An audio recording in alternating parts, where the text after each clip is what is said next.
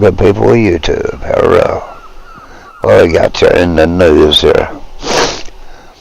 I'm feeling much better, bros. I ain't kicked my pneumonia and septic shit. I'm still working on it, but I'm feeling better. And I've been getting plenty of prayers, and I'm really happy, really proud. Real proud. I have a good community of people that pray for me, and it means a lot. It really means a lot. I should never be ashamed of my good Lord and Savior. He keeps me right, sane, and where I am. So I always give a testimony from my God. As I just don't care if you like it or not. That's my Lord and Savior, and if you don't agree, that's up to you. But He's real, and He's in my heart, and I have every reason in the world to believe in Him. So, that being said, let's get started, bros. Alrighty, still got another one in the damn news here. What we got? We just did it, bros. What the heck? Let's see here. There's something we missed on it. Previous. Let's go previous, sure. Dying fine, and we so fine. Yeah, did you enjoy the video? Nope. Next. Alright. Back. Let's see. I just throw it out now, honesty. Crap is crap, and crap is crap. Alrighty, we got another daggone event going.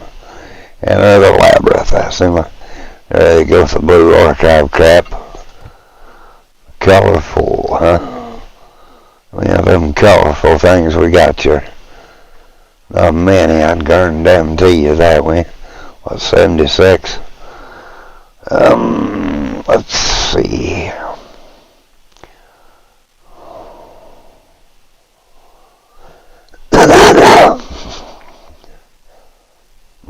Special bonuses. I will buy those. I wouldn't get.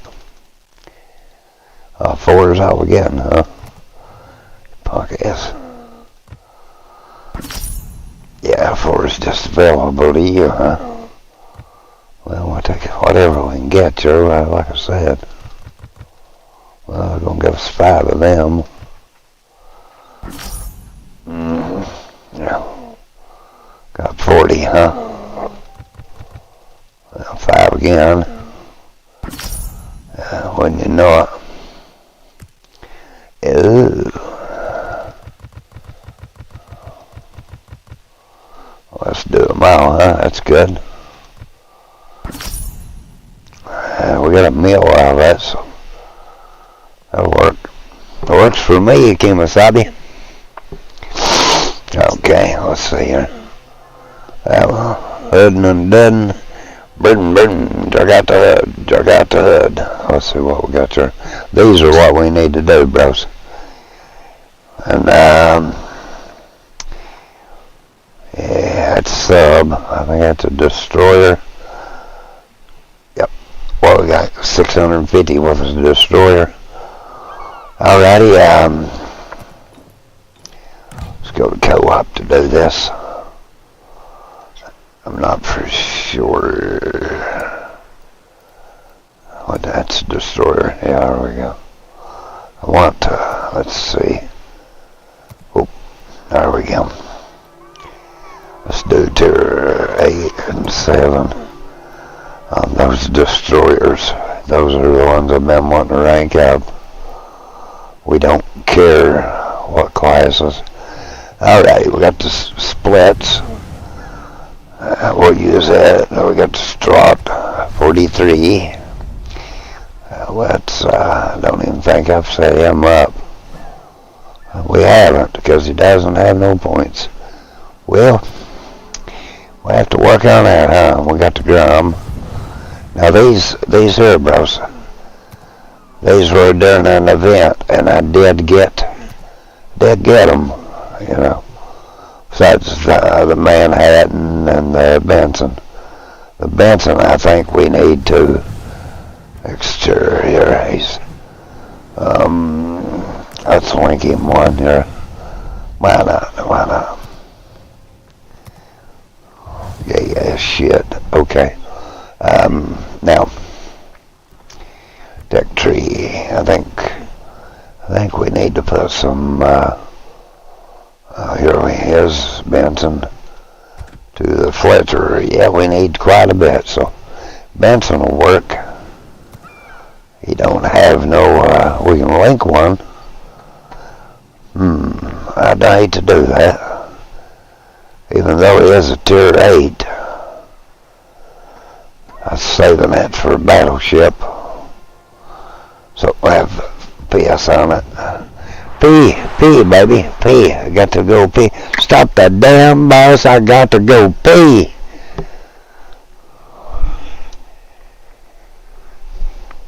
Alright, bros. Let me get up there. Yeah, I play co-op and others, bro, because I mean at the end of the day, I don't want to be a victim in the other crap. And you will be a victim, bro. That is a fact. I like facts. Facts. We love sticking with facts. See, facts will get you, take you to places that you think, damn, that's some facts.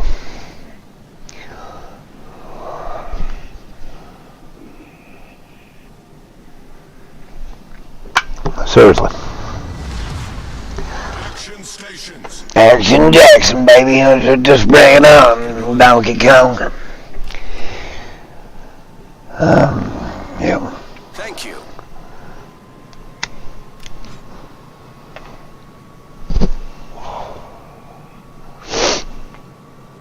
Let's mule kick him there. Because we'd like to capture this, like, kind of as quick as possible.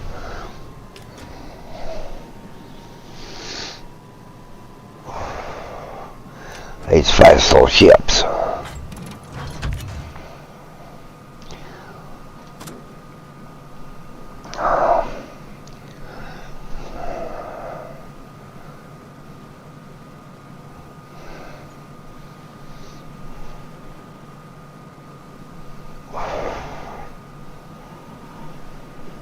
Enemy force detected. Oh, cap. Hey, Kwaski.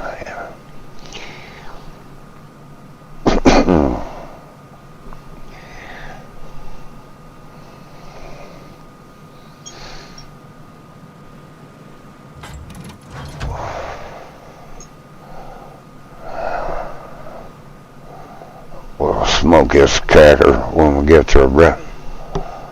That's a T. T is for 2D. Fruity.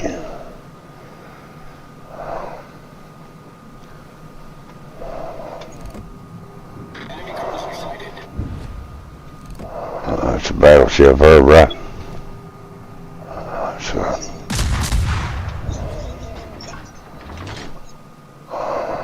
Smoke generator started.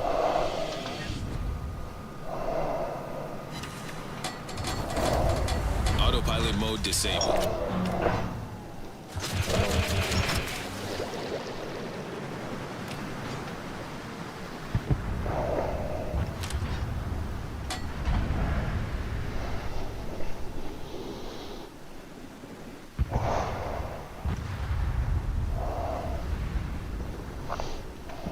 Engine boost deactivated. Smoke screen set.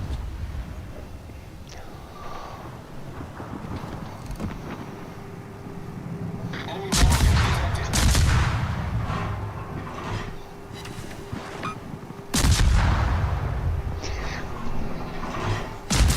severely damaged. No.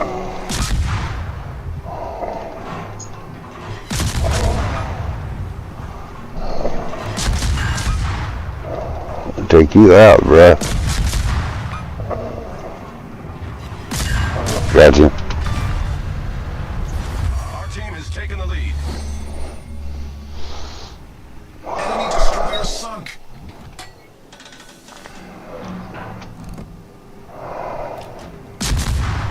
We got you, bruh. We got you. Come on, get all the guns on him, come on. He's moving slow.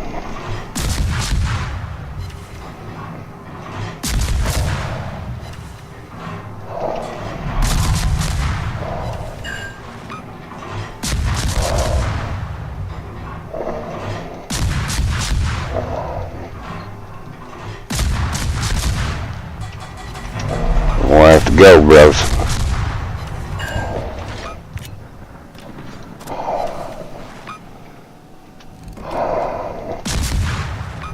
I don't know why he's not tuned in on us, but... Oh, he's throwing lead now, boy.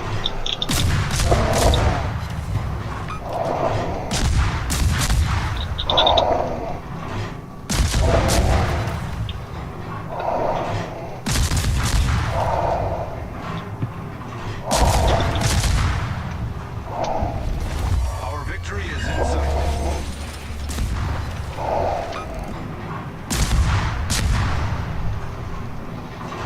Yeah, I'm going after that Massachusetts, man. I'm just... Yeah, we hit his artillery.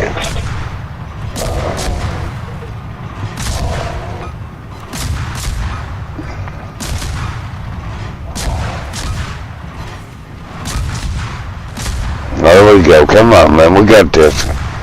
Come on, little shit. You can do this. Engine damage. Smoke generator started. Problem solved, sir.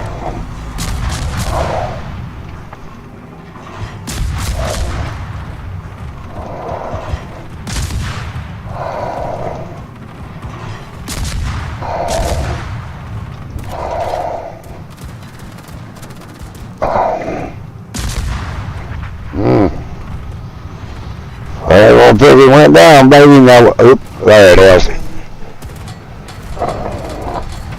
Engine boost activated. Smoke screen set. Oh, Lord Jesus, it's selling to us.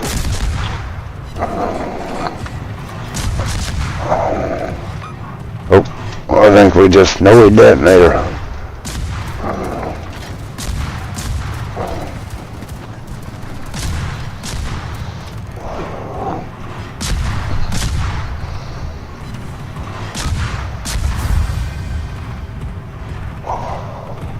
That's a decent little score right there, my friend.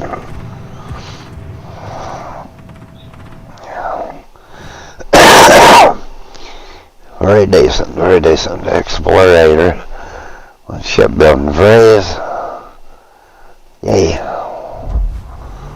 Hey, so we got a dockyard and a container almost too. How'll that run, hon? That's what we're looking for.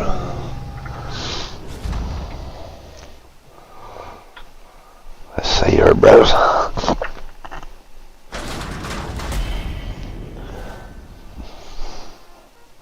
Yeah, we got what we got, don't we? Let's do our dockyard praise.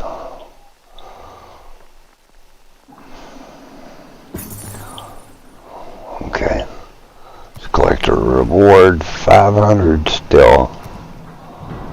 Our next one will be credits. Well, there's 21, right? Oh, we got a ship in this as well, a destroyer. Alrighty. Now, do we get to go on to the next one? That is my wonder. We should. Yes, we do. Now, let's see.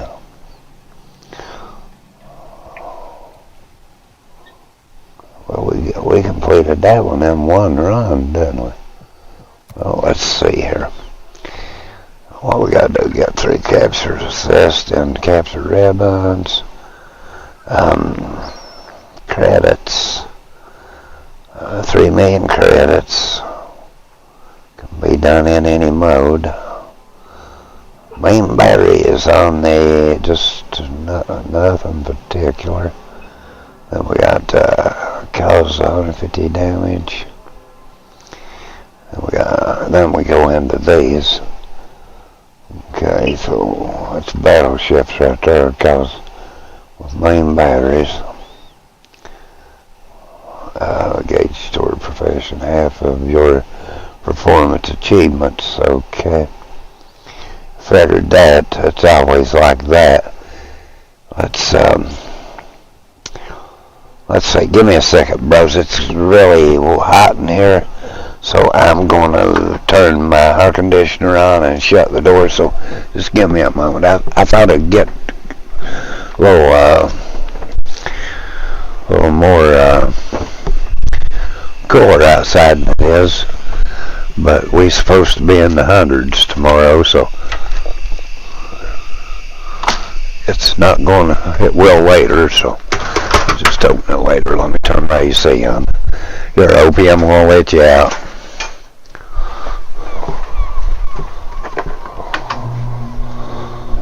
Okay. That'll work. Rose, he'll get cool in there in a second. Now my computer generates a lot of heat. Let me find my headset so I can talk to my beautiful, lovely Dana.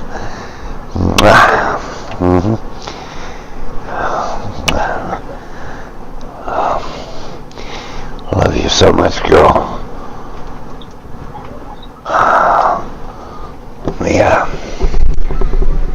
Okay. Alright. Now, there we go, bros. In all honesty, what kind of, we got quite a few of those. I'm tempted to give it one of those, but I really hate to. Just because we'll give it a better,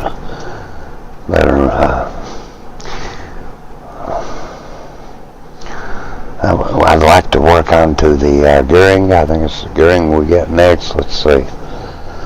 Because I got a super ship now, dude, so, I mean, and I want, the Fletcher. That's the Fletcher we got next, and we need 75,000 to get it.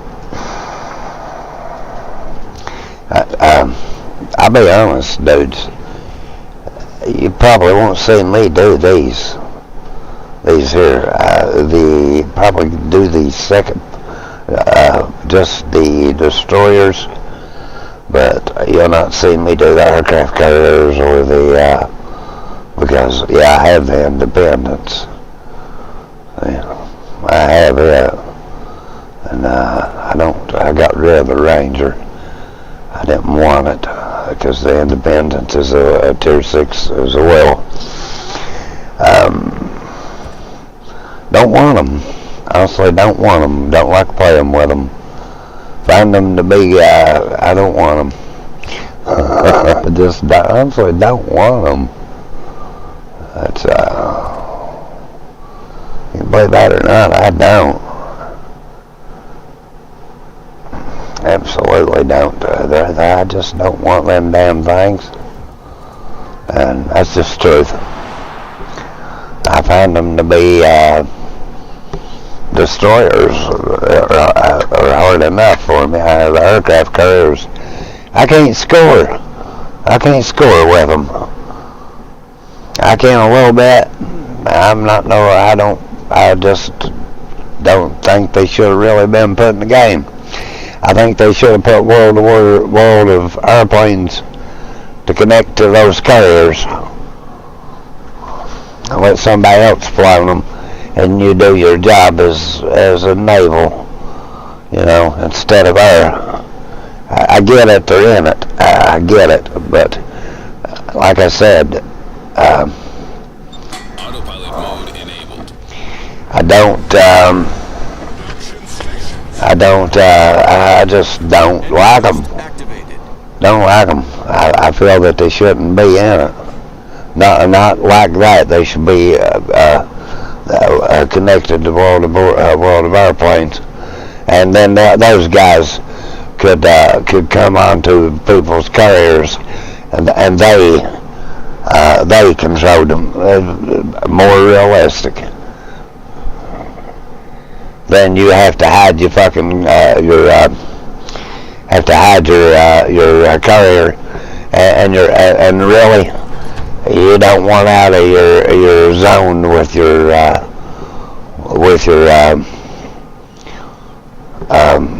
fleet. In all honesty.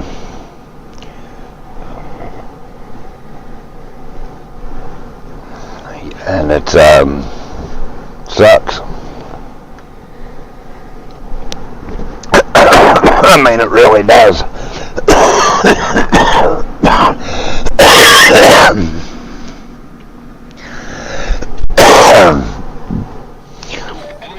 They're a nuisance at best. Okay, I mean, really, they're a damn nuisance at best. Shit, another spotted ribbon. Oh, that's why.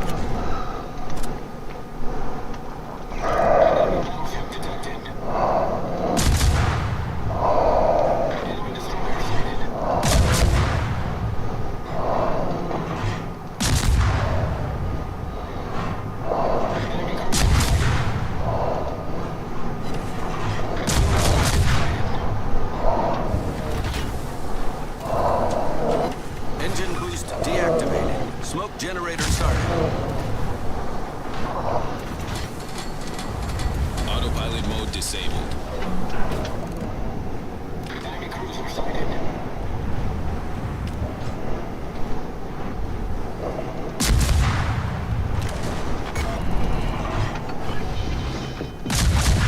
Enemy destroyer detected. Problem solved, sir.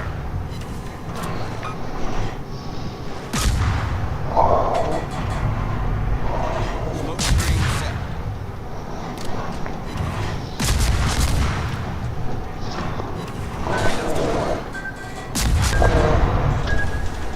We're gonna catch a torpedo. I missed that torpedo.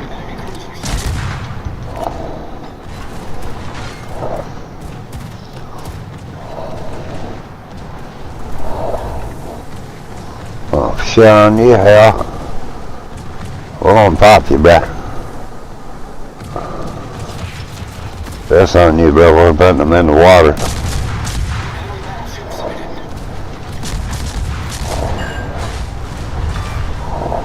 Enemy destroyer blown up.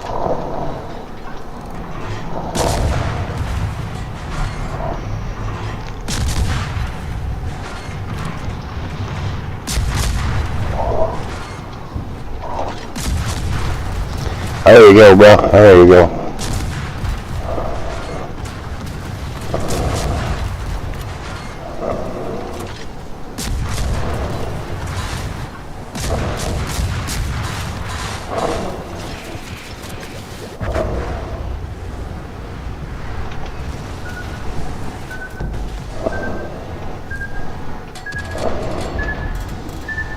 Shit, we're gonna catch one.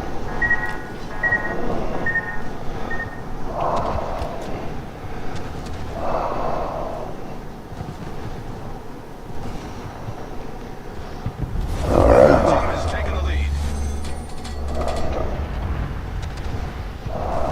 Come on, bro. I see you over in there. I need to capture.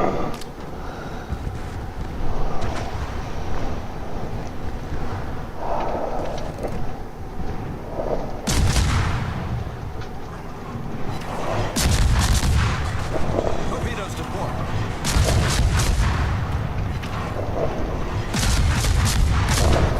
Our victory is in sight. Our victory is in sight.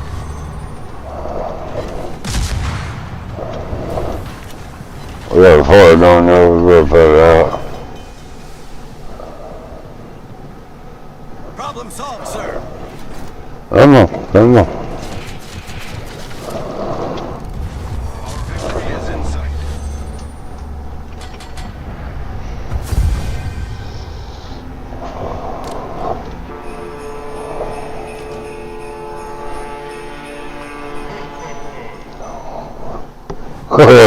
Shit, what a horn on that. Yeah, Okay, I mean, end of the day we made 59,000 on it. Not the biggest, but not the smallest either, you know. We're gonna play some of these other ships we got as well. We got some other really good.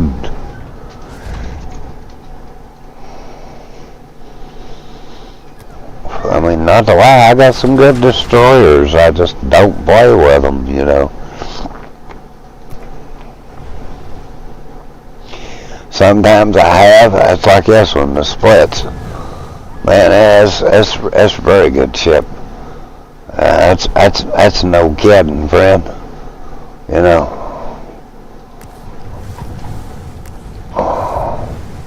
We'll leave that one on it. That's it for it anyway. I don't know what kind of flags I have on it.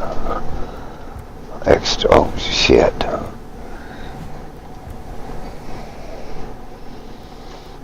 Where do we go, flags?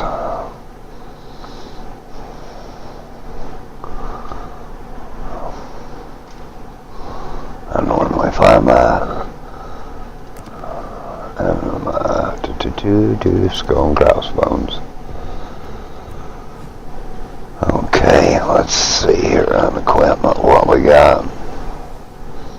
Let's mount some stuff.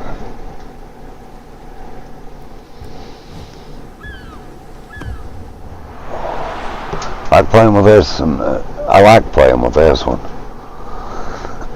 Normally, if I can, I play with it. If it's like, sometimes the brows come up, that's how you can play with, so.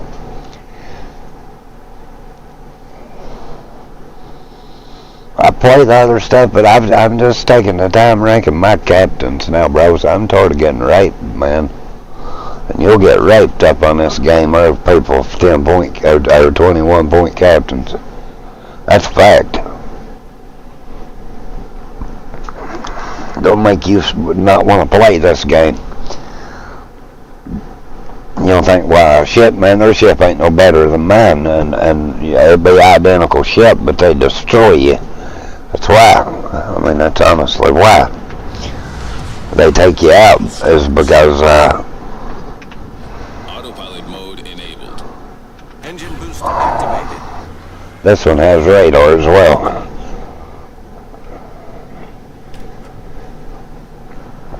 That's a good little ship, it really is. I mean, you can't really, it has no HP. They're all, so, but it has decent torpedoes, you know. All stations, proceed to capture that area. Roger.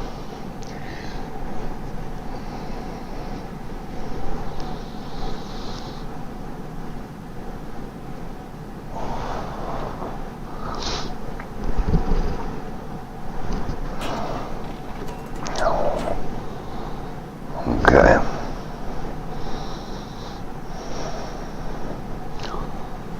Enemy force detected. Autopilot mode disabled.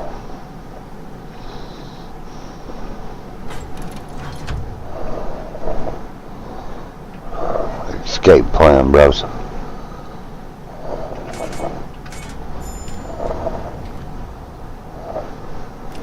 Smoke generator started. Engine boost deactivated.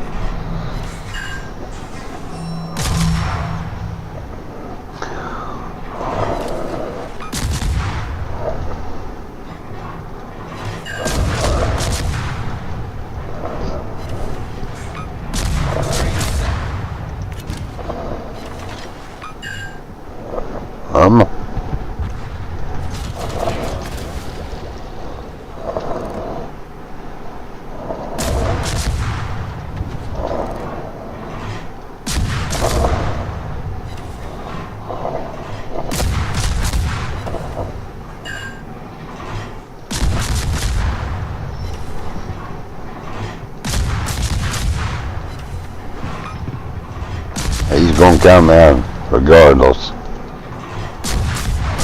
My torpedoes might hit him. Two's gonna get him.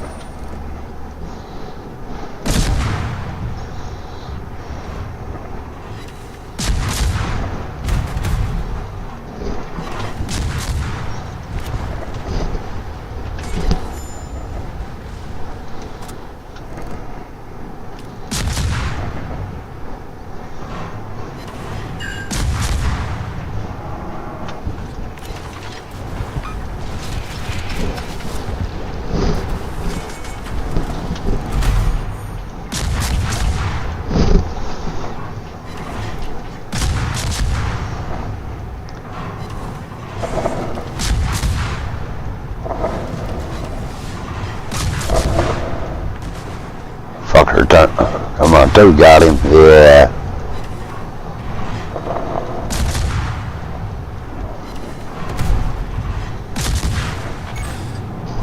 Critical engine damage. Engine boost activated. Problem solved, sir. Critical engine damage.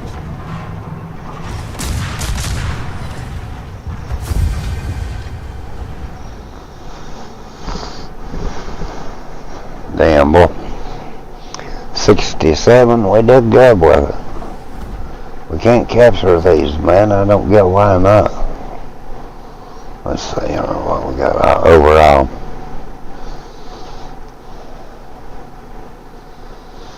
Alright, overall, 41,000. That's not the best on the credit, bros.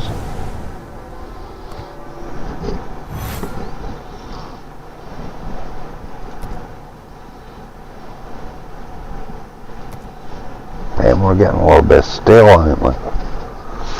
Almost 7,000. We're done. We need a lot more though, dude. Whole lot more.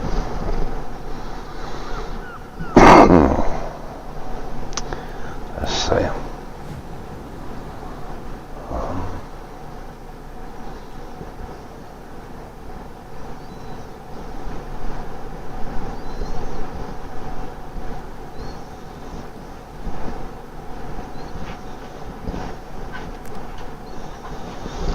I think we might, yeah, should take that one.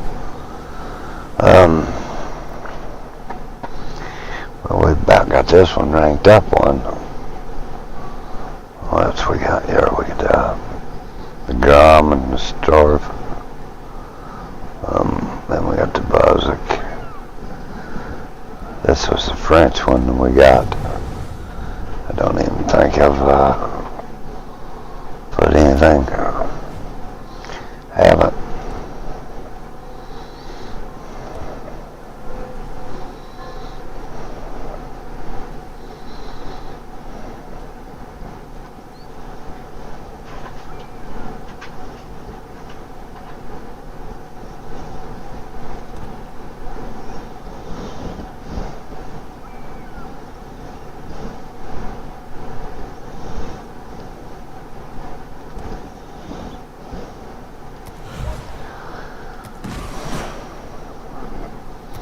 Let's give us a whirl, dudes. I mean, why not?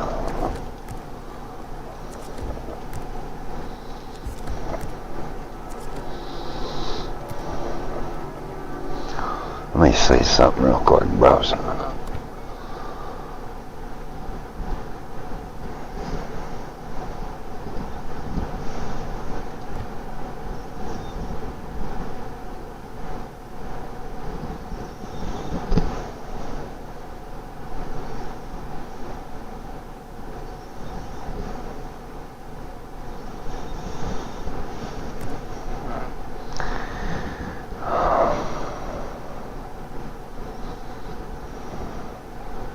These 2 or 3s too, dudes. So you'd come out better done with these veterans. We're gonna take one of them. Let's open it.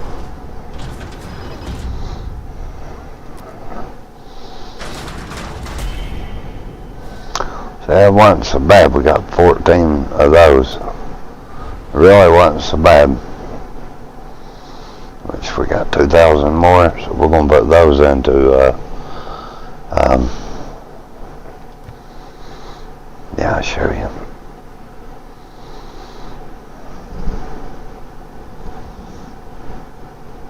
Into this.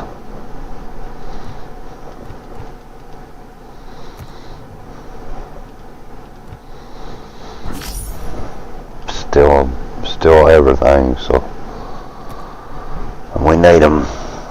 You always need them. I mean, always you need them, so, oh. Go to equipment. Well, like I said, bros, I have not played this one here.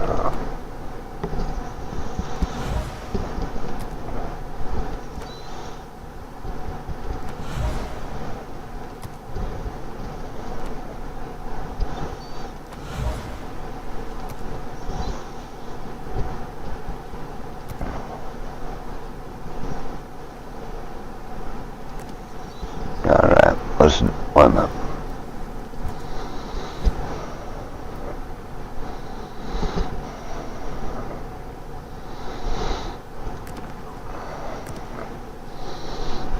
Okay.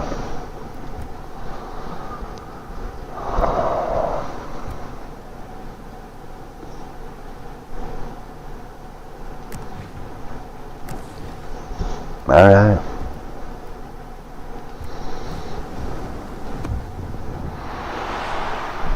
Do that shit, bruh. Let's see what's going on in the news, bros.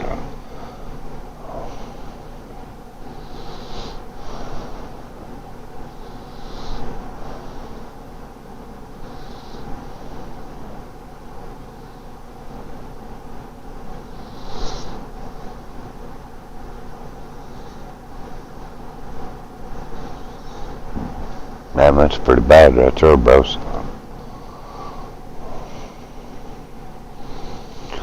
There we go. Authorities in South Carolina said they believe they have found the body of an endangered Massachusetts man who went missing over a weekend while vacationing with his family on Hilton Head Island. Stanley Katofsky, 60, had not been seen since leaving his family's vacation rental in Sea Pines the morning of August 16th, according to a Beaufort County Sheriff's Office incident report. The body of a man believed to be Katofsky was found under a home in Sea Pines on Monday, the Beaufort County Sheriff's Office said. Authorities responded to the home around 11:30 a.m. Eastern Time Monday in connection to suspicious activity, and the body was recovered about 4 hours later, the Sheriff's Office said in a statement. More, Massachusetts man goes missing while on vacation in South Carolina. The Beaufort County Coroner's Office will conduct an autopsy on Tuesday to determine the manner of death and positively identify the body, the Sheriff's Office said. We appreciate the assistance provided by other agencies, Sea Pine Security, and the community in the search for Mr. Katofsky, the Sheriff's Office said. Katofsky was reported missing by his family about 2 hours after he was last seen, according to Beaufort County Sheriff's Office Master Sergeant Daniel. Damn it, that's a shame, bro. He is listed as endangered due to his mental state, the length of time he has been missing, and because he was last seen on a Ring camera without any shoes on, Allen said. According to the incident report, Jackie Katofsky told deputies that her husband believes Sea Pines is a setup and has a conspiracy that the people here are out to get him. She also reported that he had made several statements of people at this place watching him, the incident report stated. More, former MLB pitcher Greg Swindell's daughter missing after visiting Austin Bar with his ex-boyfriend. Police. He had been struggling with anxiety before he went missing. His family told ABC Savannah, Georgia, affiliate WCL following his disappearance. He had really bad insomnia for about a month. This is like a brand new thing. His wife, Jackie Kotofsky told WCL. He doesn't have dementia. His anxiety just kept getting worse and worse and worse, and he started to get a little paranoid, and he thought someone was chasing him. He had not taken any personal items, such as his phone or wallet, when he left the rental, according to the Beaufort County Sheriff's Office. Enemy destroyer sunk. Smoke screen set.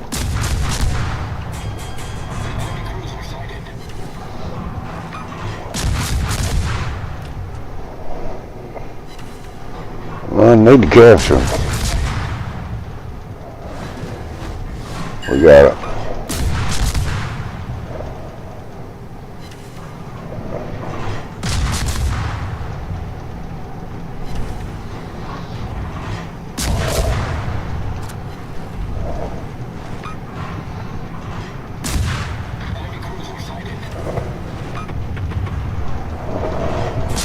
Don't fire at your allies.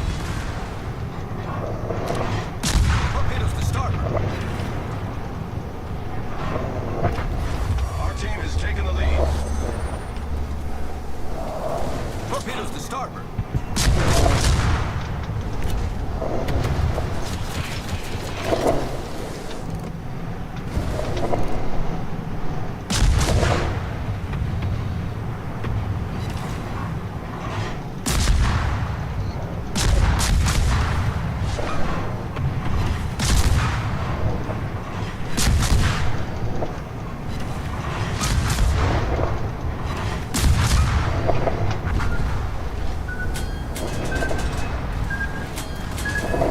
Well, we're going to take one.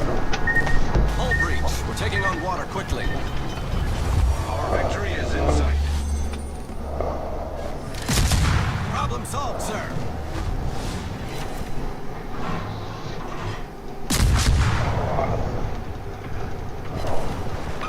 Autopilot mode enabled.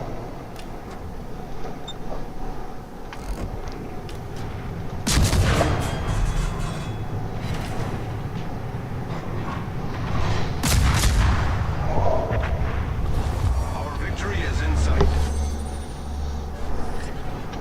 Engine boost activated. Smoke screen set.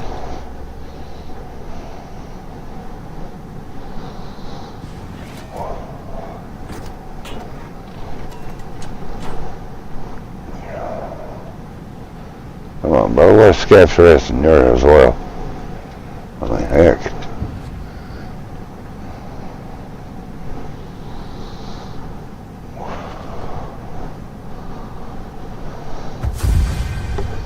At least we got one. Anyway.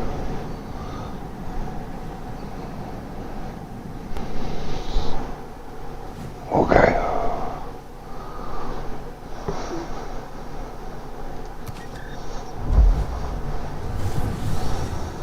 Let's see here.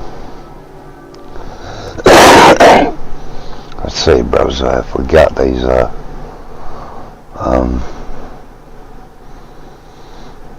let's see what we got.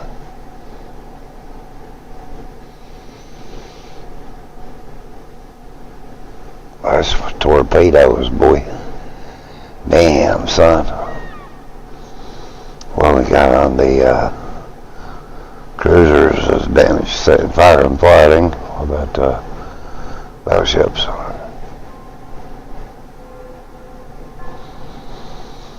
Battleships is main battery. Okay. Alright, bros, we'll come back to these later. It's battleships.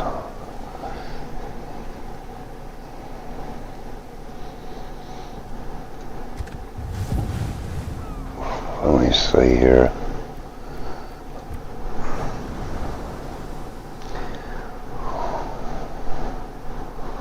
That's hasn't it?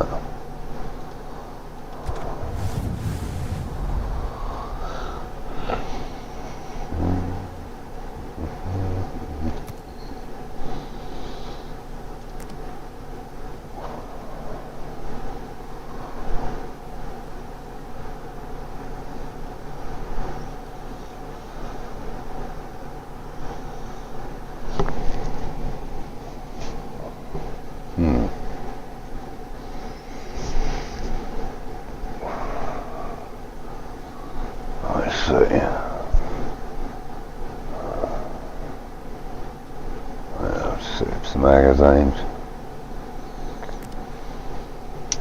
We'll use that one.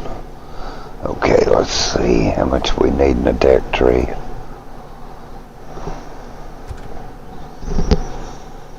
Quite a hell of a lot.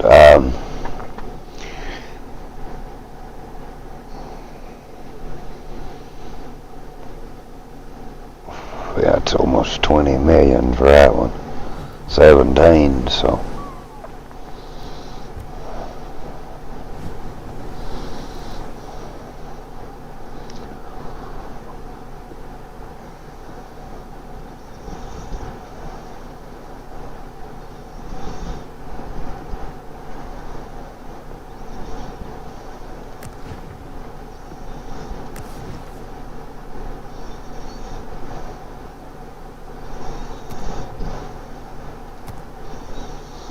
Okay.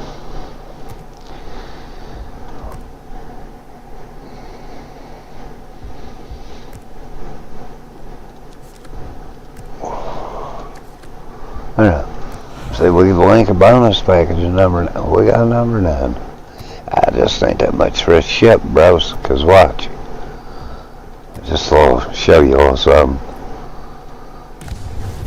Yeah, right now you can't play the operations with these.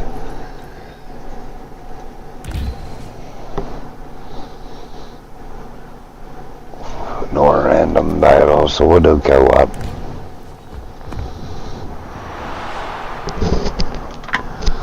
We'll do co-op with it.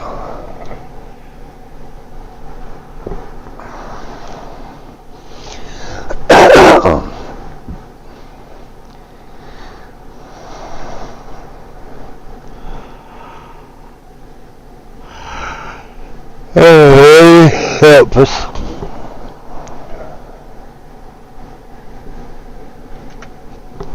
Let's see what else we can find here on there.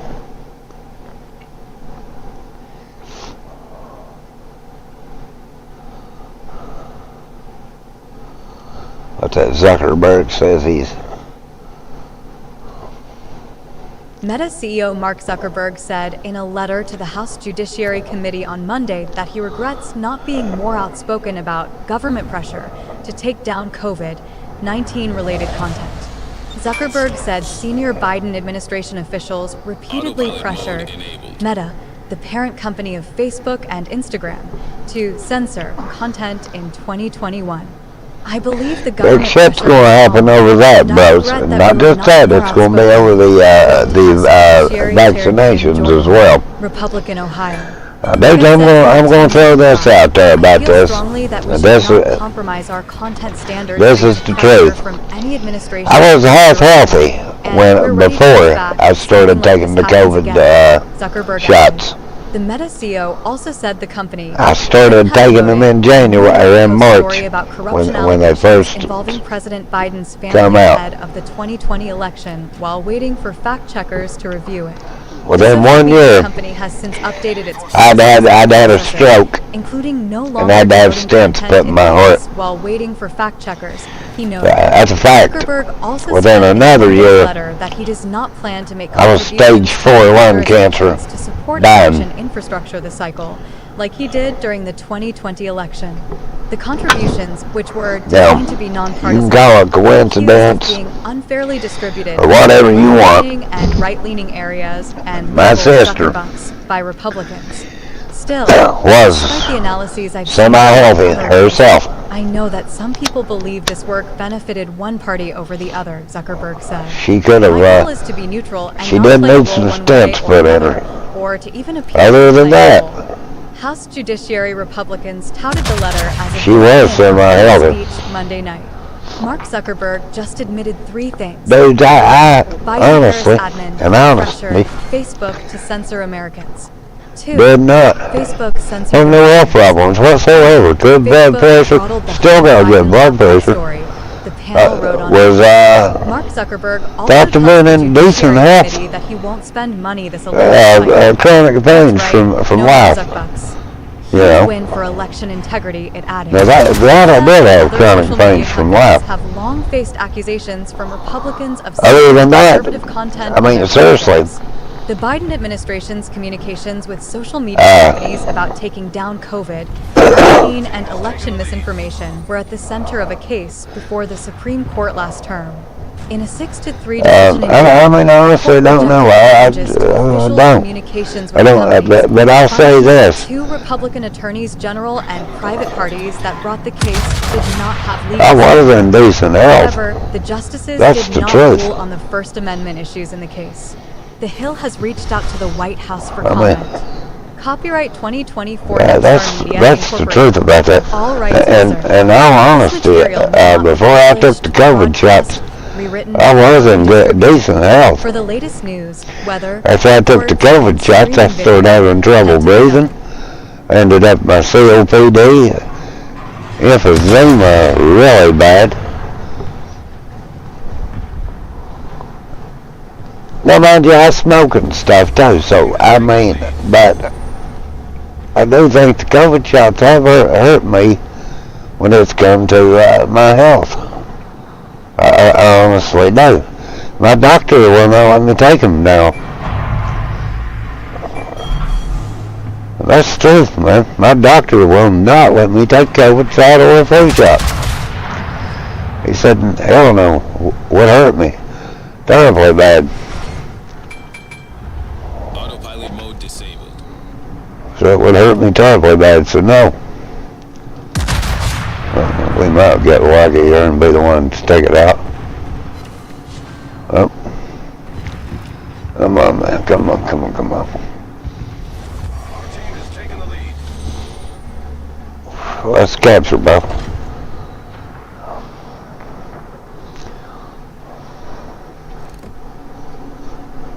We can hit that. I'm saying we can hit it.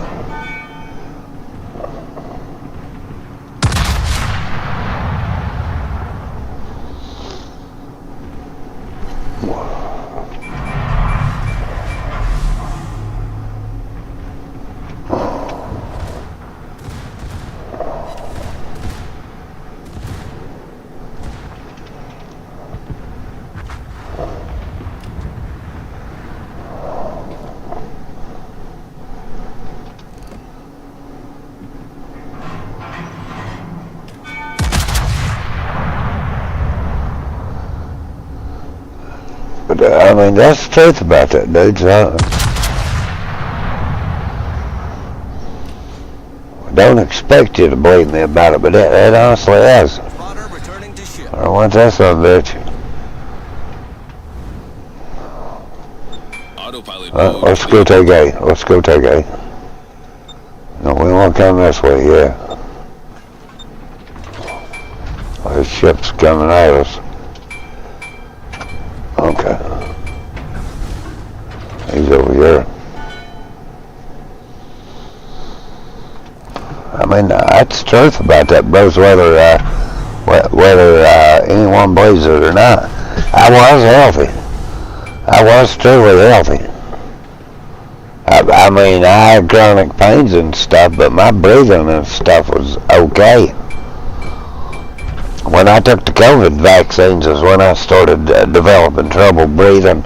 And then, like I said, I ended up having a stroke. I had to have my had stents put in my heart.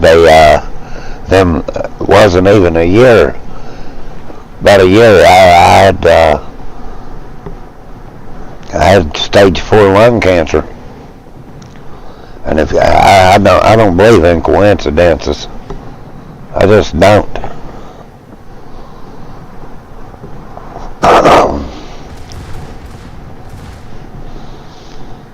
Some people say, well, it's just bad luck or whatever. I don't believe in that shit. I truly don't.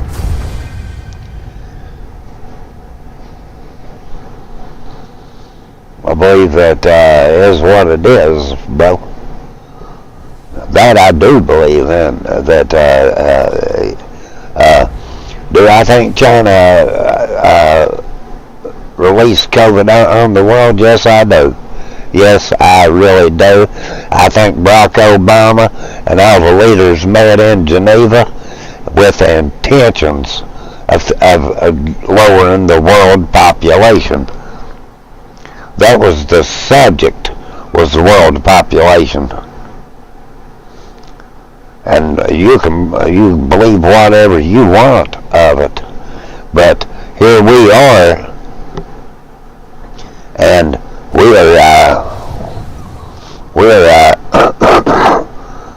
we'll put him back in there. That's his ship.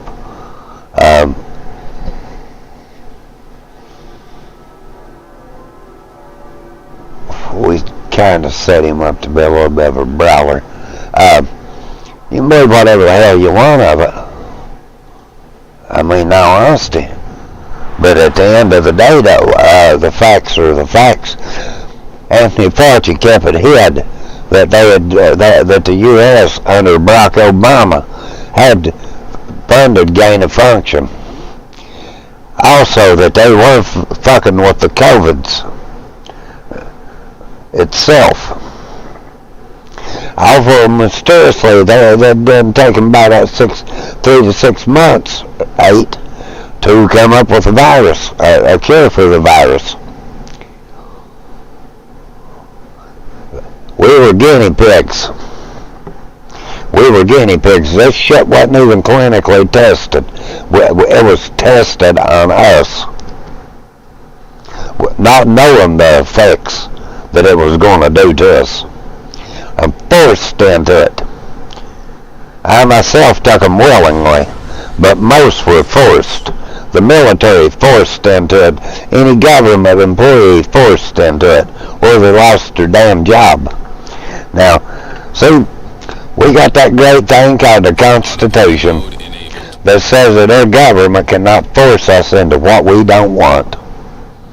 So now they're going to have to pay those guys for what they did. They lied about January 6th. Lied. Biggest lie that the Democrats have ever told. They fenced the fucking Capitol off. They don't believe in that wall to protect their borders, but they believe in the damn shit to protect their ass. Look at how the DNC went, how they had 2 damn walls built to keep them out, the Palestinian protesters. So, keep voting Republic, you dumbasses. Or a Democrat, rather. Keep voting Democrat. I vote for the ones I feel is the best. I vote for the ones tells the less lies and does what they say they'll do. Because that's the way we always voted, bro. Now, my generation, we didn't take them on the word. We know this fucking crooks. That's a fact. Hey, dudes. We used to go to the damn voting post. They give you alcohol, money, anything you wanted to get a vote from you, bro. That's a fact, Jack. Made quite a lot of money and still voted for the one I wanted. That's a fact. There ain't no need to lie about it, buddy. That's a fact about it. So, it's like, yes, my friend, if you think that the government has your best interest, bro, you crazy. Bro, you literally crazy. That goes both parties. They don't care for us. They honestly do not care for us. Matter of fact, they care less. That's why they're pumping all the fucking immigrants in, because we won't vote for them no more. Because we're tired of liars, cheats, and crooks. Honestly, brother, I'm going to take you up the map with me. I'm sorry about it, but shit's just getting ready to get real here, pal. I mean, really. And what is the sad thing is, you guys, you just keep voting for them, knowing damn well freaking well they're rock bottom stupid. Our founding fathers was great men, and we got a bunch of idiots run this country. Idiots, man. Full-fledged, goofy-ass idiots that they don't know whether to shit or go by, bro. And that's the truth. And you assholes put every bit of your faith and trust in them, knowing damn good well they don't care for us. No, they don't care for us. They don't give a rat's ass for us. They let us burn in hell and be happy about it. And you ass kissing, sucking up to them for what? What are you going to get out of it, bro? 4 more years of bullshit. Prices are the lying, man.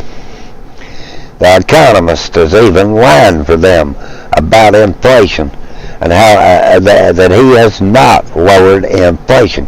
He can't. He will not. He refuses to produce the jobs that are needed to lower the friggin' inflation. It's like this. The federal government prints money on the concept that they will get money from us through taxes. The more people working, the more money they get. So that's the lesser taxes. Donald Trump is on point. He's on point. He wants us working. Reason why he can lower the taxes because you have a big job force. And you don't need the federal government trying to control this. So you want to keep government small and let the country work. So you're getting lesser, but you're getting more because you got more coming in. And therefore you can afford more towards Social Security, welfare, and these programs. Which I myself do not think that a penny should go to any country that is not an ally and prove they are an ally to the U.S. Israel, the Philippines. I'm not too much on Puerto Rico. I think we ought to just ban their ass. Bunch of motherfuckers come in there acting like they own the goddamn place. But really,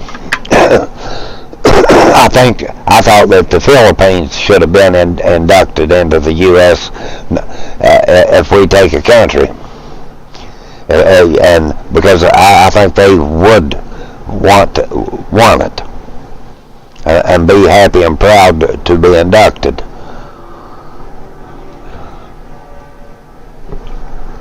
And that's not just because my wife was Filipino or any other thing of the sort. It's because that the Philippines fit during World War II with us.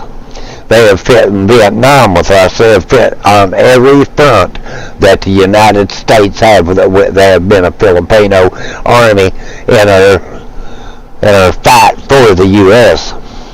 That is loyalty. That is dedication and to a country. So therefore we should protect them regardless. I believe that wholeheartedly.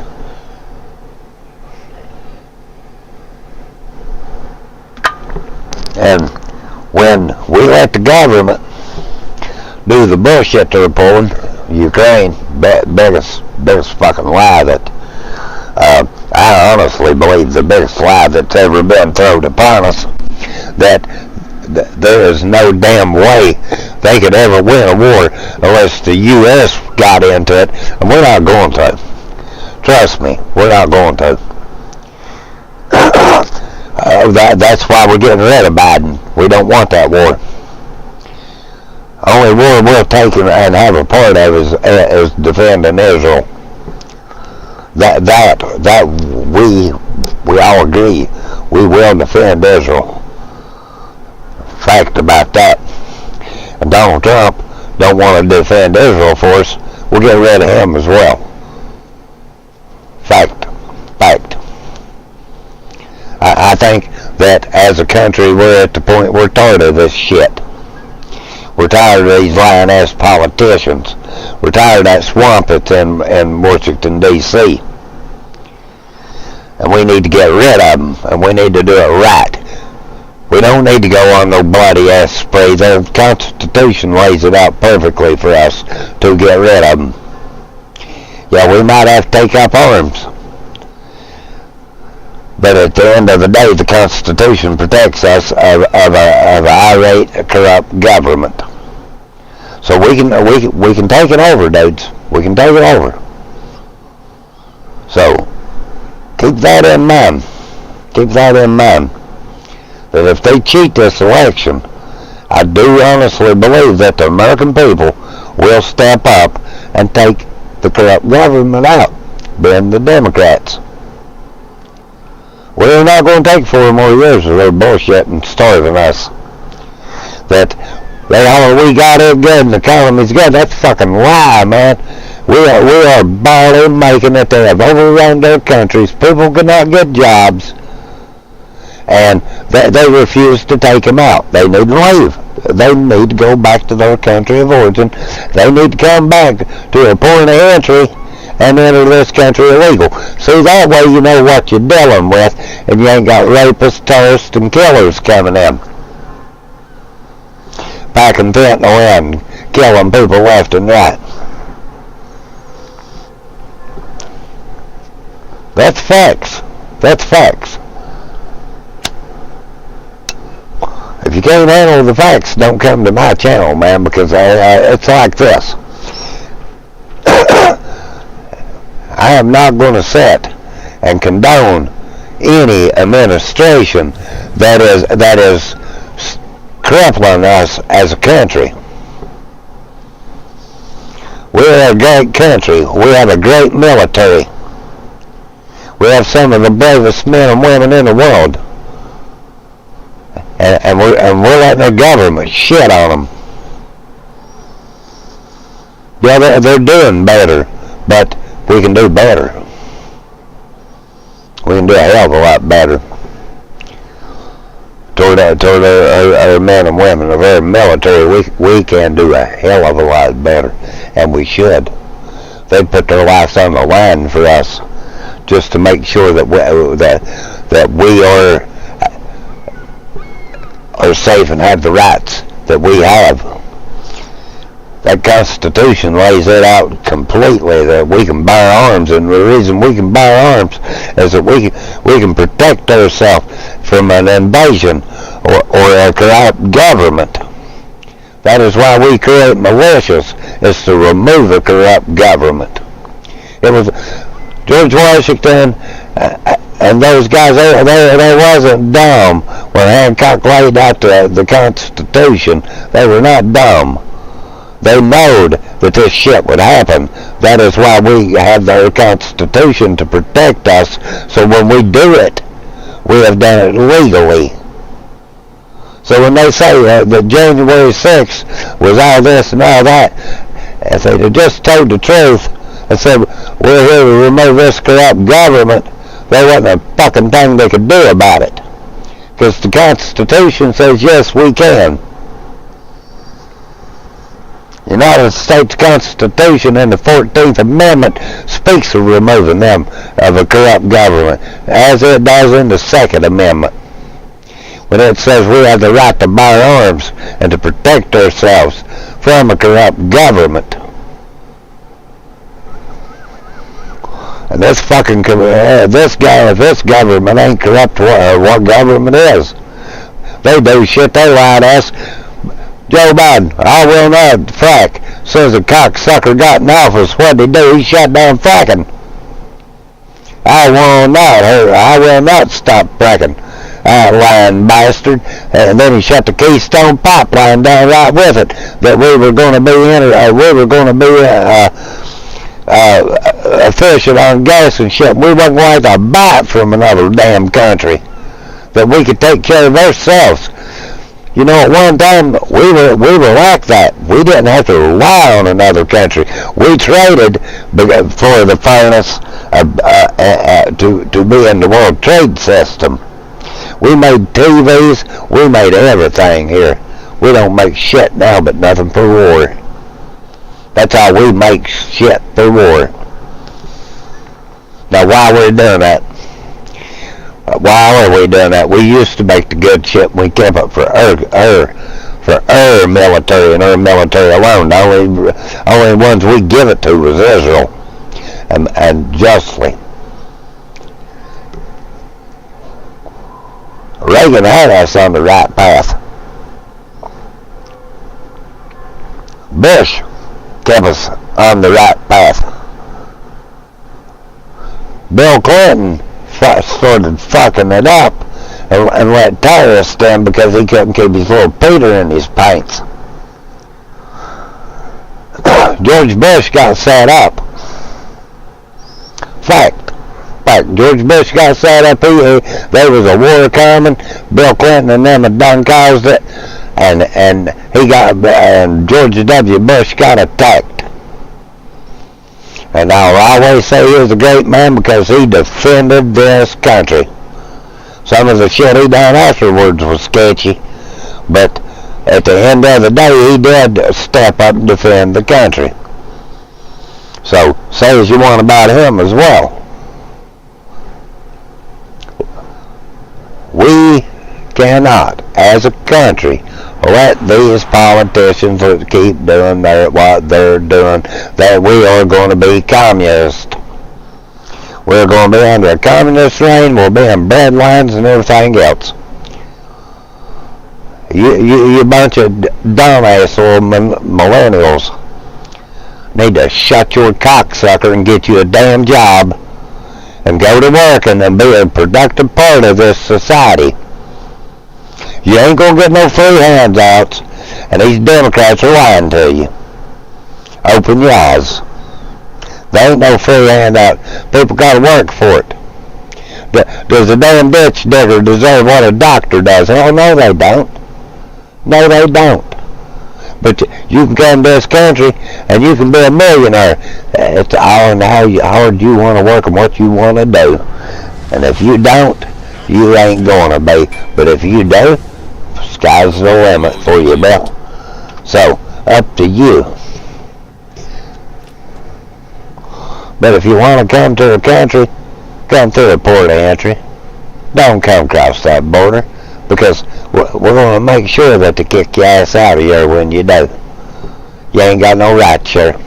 There's good people coming to the port of entries that wants to be a part of this country, and you bastards is fucking it up for them. And that's a fact. A big fact. And these damn Democrats, all they want is to pack the damn country and try to sneak them in some friggin' votes. And that is the truth, if you've ever heard it. Might not be totally on point about it, but that's the truth. People just think that they can come here, do whatever the hell they please, rape our women, kill our kids and rape them, pack drugs in here to kill these people, and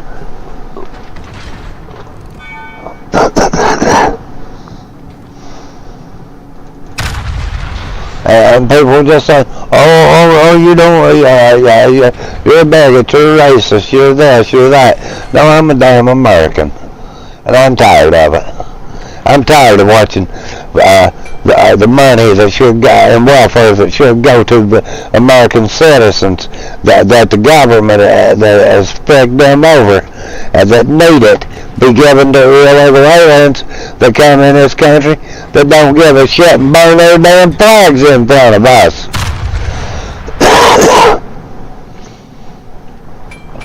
I mean, really, burn the U.S. flag right in front of us. Don't give a shit to do it. Fucking Palestinians are standing there in Chicago at the DNC burning the U.S. flag. What a mockery on us.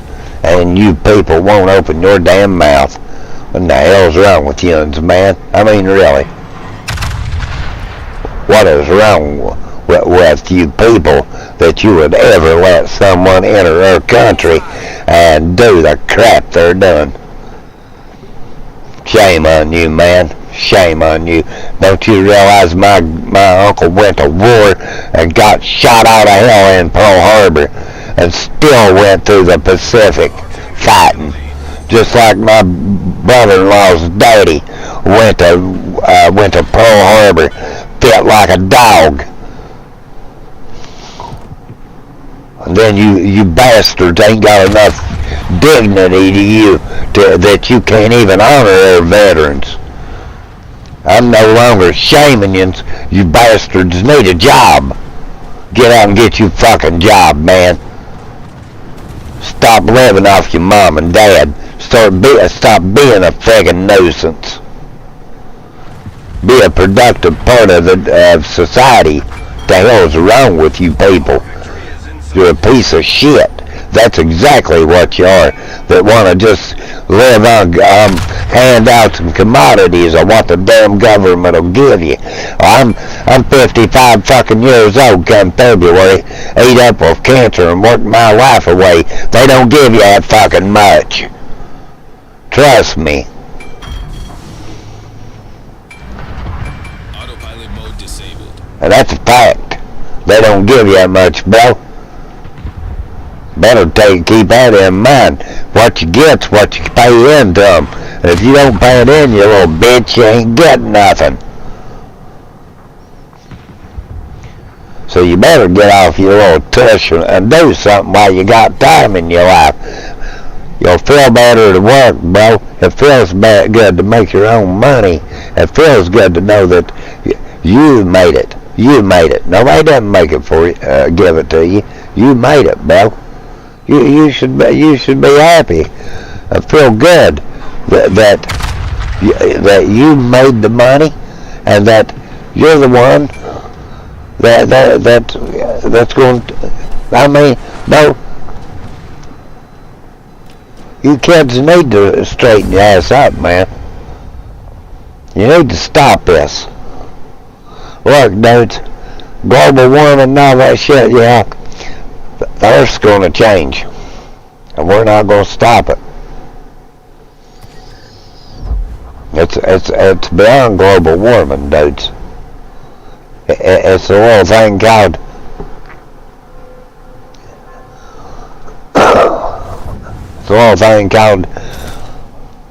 the world is changing. It's not global warming. It is the Earth is changing, and that you're not going to stop it. Better be hoping Elon Musk can do what he's doing and we can find another planet. Because this planet will die.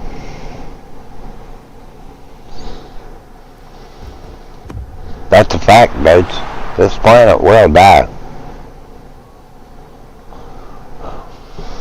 And you don't realize this. No matter the fossil fuels and all this stuff, and it's to scare you, bros. It's honestly to scare you. The planet's gonna die, bros.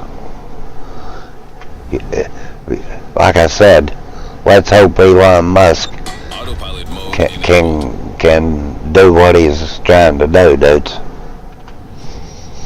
We should be putting money into space exploration. We should let the scientists be looking for planets that is capable to hold their lives, because this planet will die.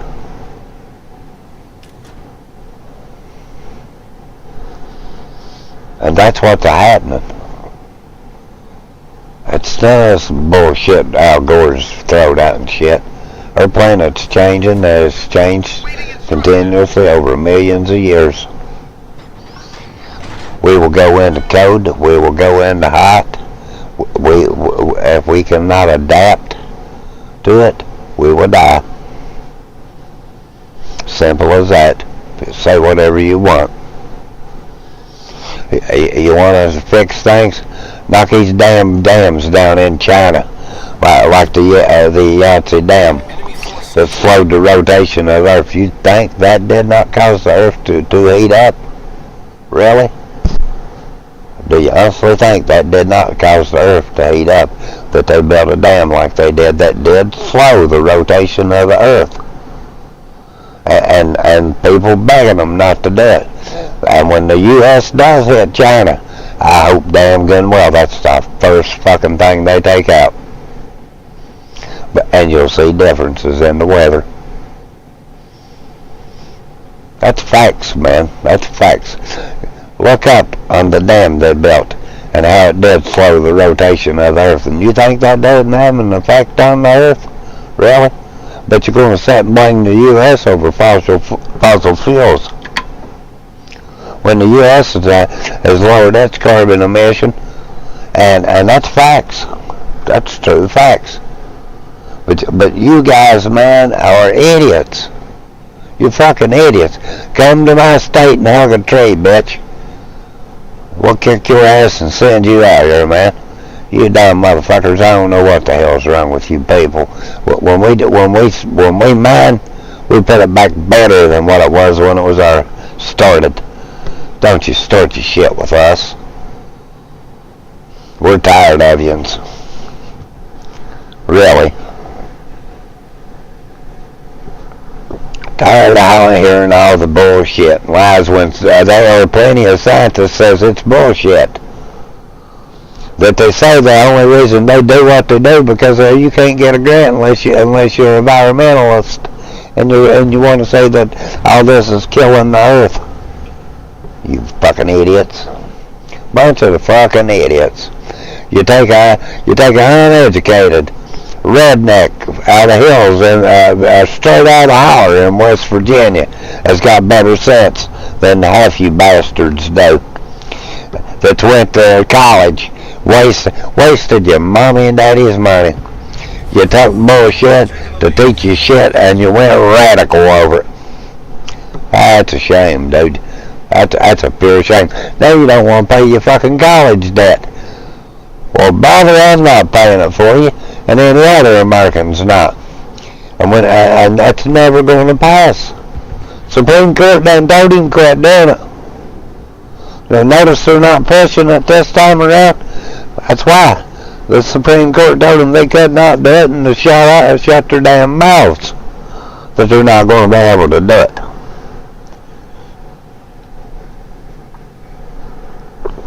Now they want to attack the Supreme Court. Nope. Our victory is in sight.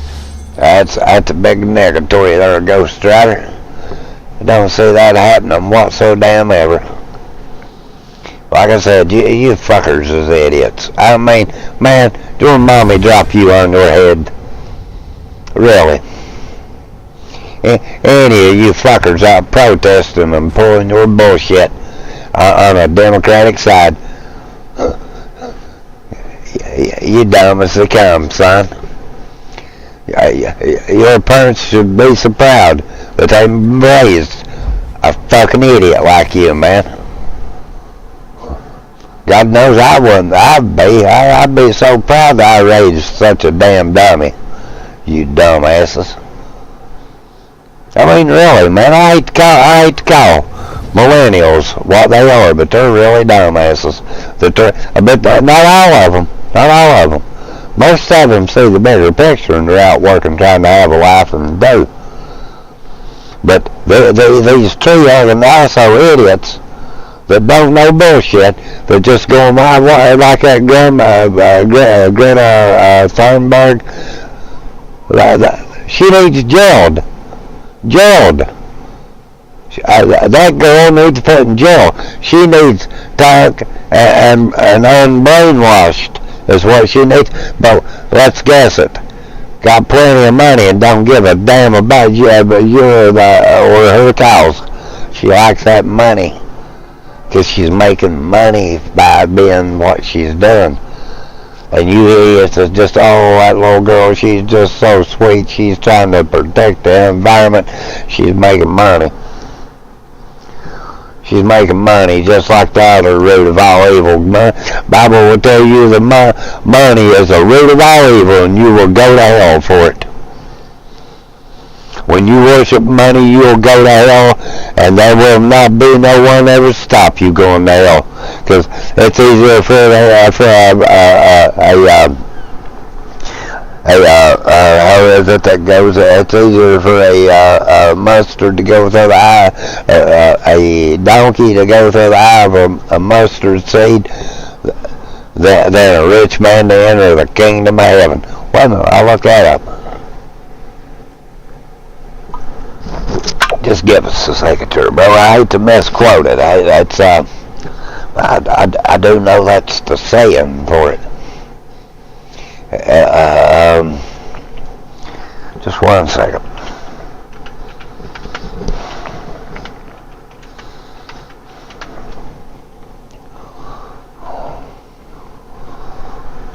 Oh shit.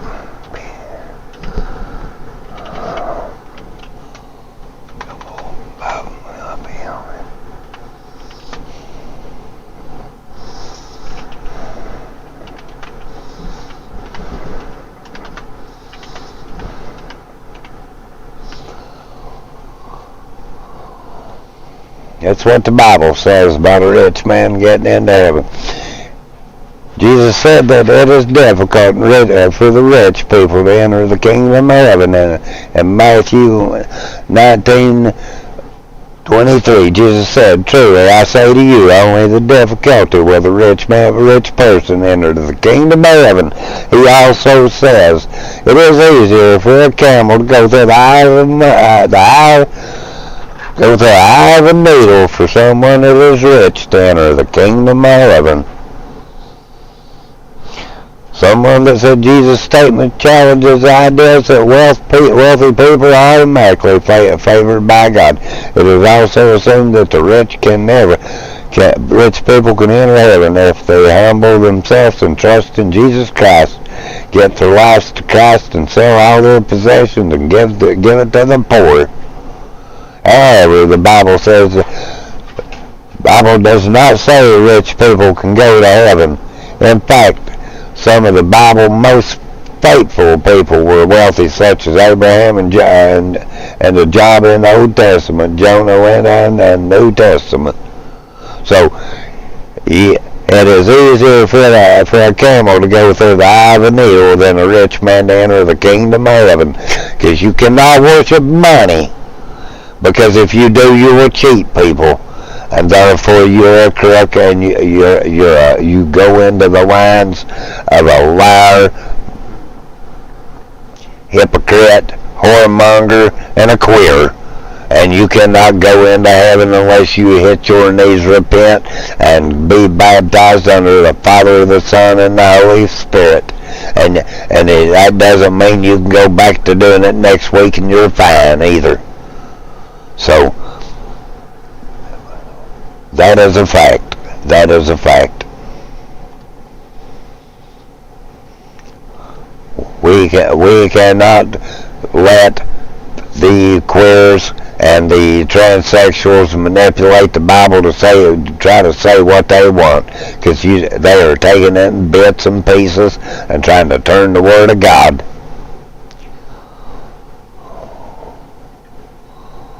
Listen to this one. This good one right here. GOP. Supreme Court sides with the GOP. Illinois Supreme Court sides with the GOP, upholding unconstitutional bans of slated candidates. In a setback for Illinois Democrats and Governor J.B. Pritzker, the Illinois Supreme Court has upheld a downstate judge's ruling that found unconstitutional a Democrat-passed law preventing the slating of legislative candidates for the November election in races where political parties did not field contenders. The High Court's ruling Friday was not typical of the 7-member body, which is made up of 5 Democrats and 2 Republicans. 2 of the justices, Democrats P. Scott Neville and Joy Cunningham, recused themselves, while the remaining 5 justices were divided enough that the court couldn't make a ruling. Under the Illinois Constitution, 4 concurring justices are needed to decide on cases before the court. As a result, Sangamon County Judge Gail Knowles' ruling in June was upheld by default, but only for the November election. Knoll earlier this year declared the election law, signed by Pritzker on May 3rd, Hey, you see how the Democrats are doing to try to keep her abreast. Candidates who had been really. Previous law from their right to vote and to have their names placed on the November ballot. Before Democrats moved to change the law, local Democratic and Republican committees regularly filled vacancies for legislative spots on the general election ballot in races where no candidates from their party had run in the primary. The candidate slated by the political party was still required to obtain candidacy petition signatures to run in the general election. Under the decision, the new law stays on the books. That means, if there is no law change, political parties beginning in the 2026 elections will have to run candidates in the primary in order for those candidates to appear on the general election ballot. Pritzker has defended the constitutionality of the new law, saying it forced candidates to run in the primary and prevented backroom deals where some small group of people in a smoke-filled room decided who would run in the general election. But the attempt to block slating was viewed by many, especially Republicans, as an effort to give the Democrats a boost in the November 5th general election before a vote was even cast. Democrats in Springfield already hold sizable supermajorities in the House and Senate, and the GOP's inability to slate opponents for late general election challenges would only help Democrats keep their advantage. The court case was brought by the conservative Chicago-based Liberty Justice Center on behalf of GOP candidates who were circulating petitions for the November ballot when Pritzker signed the new law, which had an immediate effective date. Illinois Senate Republican leader John Curran of Downers Grove on Friday welcomed the Supreme Court's decision. Governor Pritzker once again signed a purely partisan law that violated the constitutional rights of Illinois citizens. This latest attempted power grab by Governor Pritzker and the legislative Democrats that would have reduced voters' choice in the upcoming election was thankfully rejected by the courts for the final time and voters, rather than politicians. We'll have the final say on Election Day, Curran said in a statement. Pritzker's office had no immediate comment Monday about the Supreme Court decision. Republicans contended Democrats rushed the measure to protect one of the party's few downstate House Democrats from a challenge. But Jay Keevan, the slated GOP challenger to Democratic State Representative Katie Stewart of Edwardsville, had gathered enough signatures and filed to get on the ballot with the Illinois State Board of Elections before Pritzker signed the new bill into law. After losing at a lower court, the Illinois Democratic Party appealed directly to the Illinois Supreme Court and lost. As I have said every time, with each attempt to kick me off of the ballot, our campaign continues to gain momentum, Keevan said in a statement Monday. At least 3 other GOP candidates also will be allowed to run for House seats in November against incumbent Democrats in light of the High Court's ruling. They include Republican Donald Puckett, who is running against incumbent Democratic State Representative Anna Moeller of Elgin, an Aurora area race in which Republican Teresa Alexander is running against incumbent Democratic State Representative Barbara Hernandez, and a Northbrook race in which Republican Daniel Baer will face off against incumbent Democratic State Representative Tracy Katz-Moll. Not affected by Knowles' ruling are provisions of the law that also will place 3 non-binding advisory proposals on the November ballot. The first asks voters if earners of $1 million or more annually should be taxed extra to pay for property tax relief. The second asks if candidates for office should face civil charges for attempting to interfere with election workers. And the third asks whether voters favor insurance coverage protections for in vitro fertilization. A maximum of 3 non-binding proposals are allowed on the ballot, and the move by Democrats was aimed at crowding out attempts by conservatives to try to place their own advisory question asking if parental consent should be required for gender counseling, therapy, or modification procedures. _______.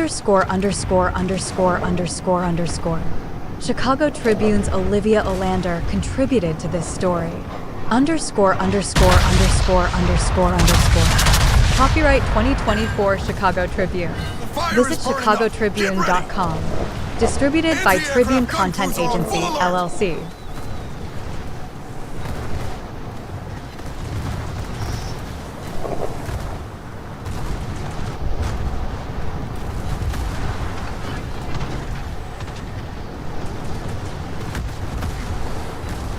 Do not lower your guns! Victory is near!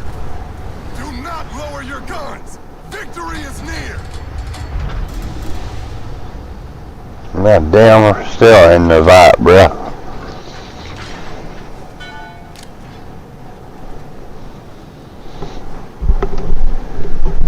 Anti-aircraft gun crews are on normal alert!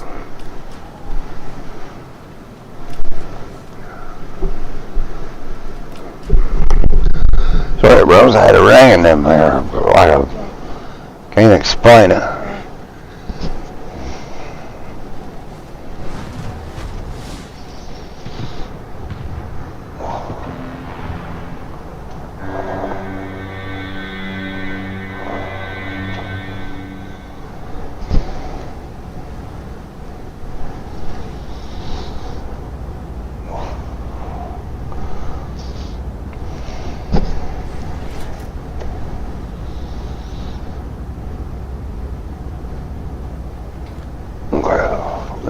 We'll get a hit on him.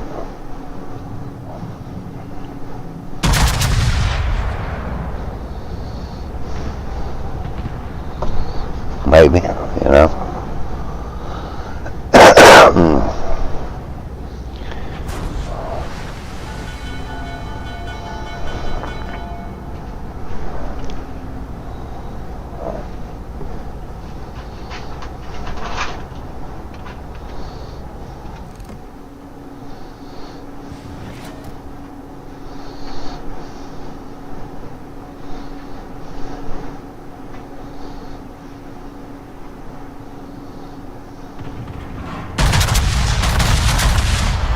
Damn it.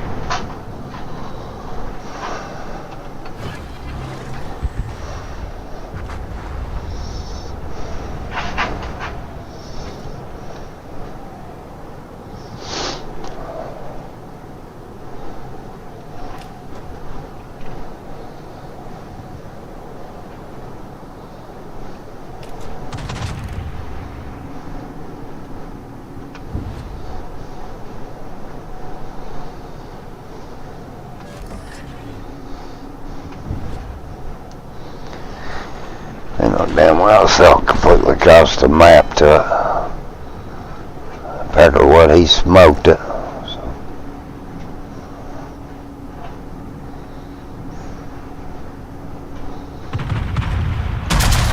Damn it.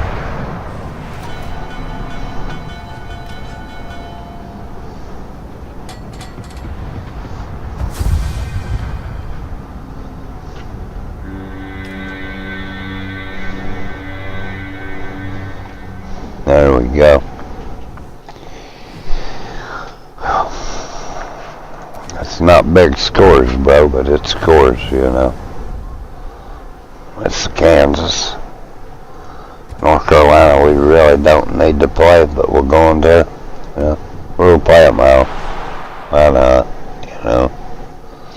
Plus, you're getting that daily plus from them. And you're putting a little bit on your captains that's in them.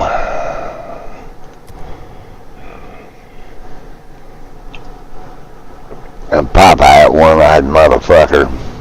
Yeah, I'm not much about Popeye. That shit be so smart. That shit be so smart. Ooh.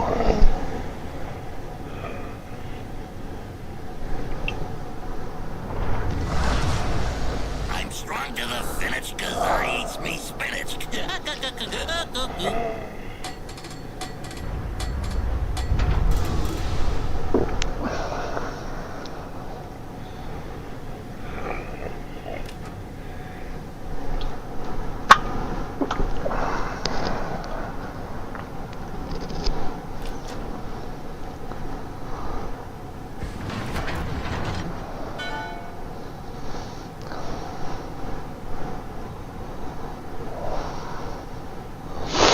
Alright, bros, it's my little circle cut. Lettuce cup. It's yeah.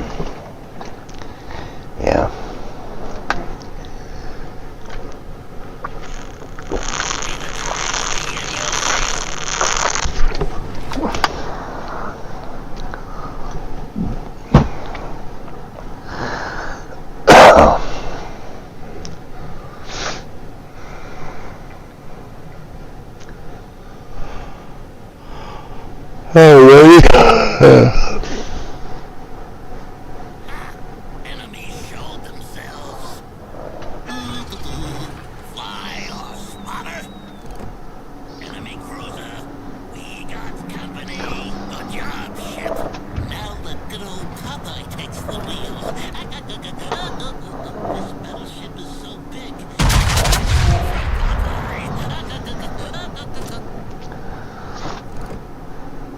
Like I say, baby.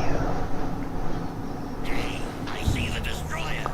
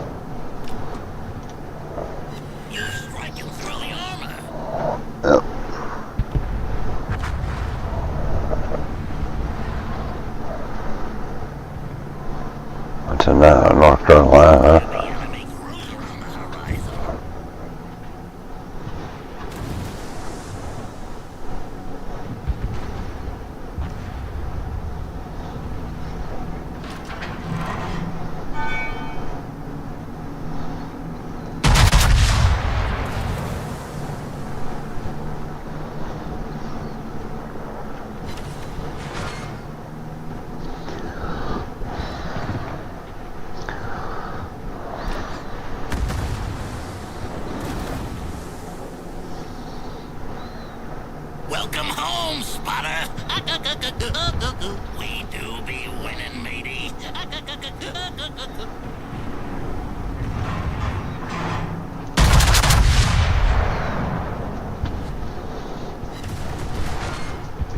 I'm Popeye Strong. We've almost won.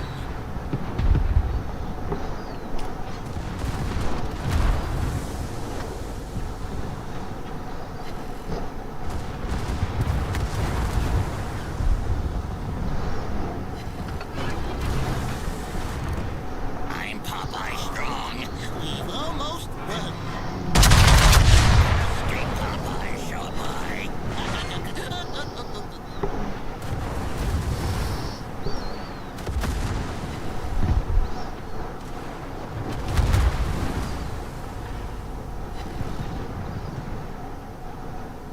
I'm Popeye Strong.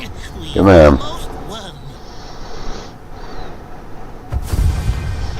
Yeah, another big W. What the hell here, bro? Let's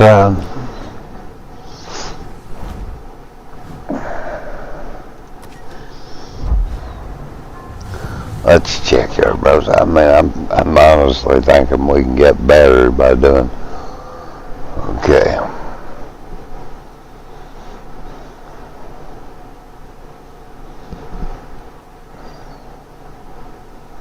Okay, let's do this. I think we'll come out better doing the operations. Hold on there. Let's see what browser is time. Browser. Tier 10s, my friends. Let's throw a captain in that chef and we got one. He's set right up for the Chevin, as you can see. So, not a bit scared to brow with him, and it counts on what we're doing as well. So,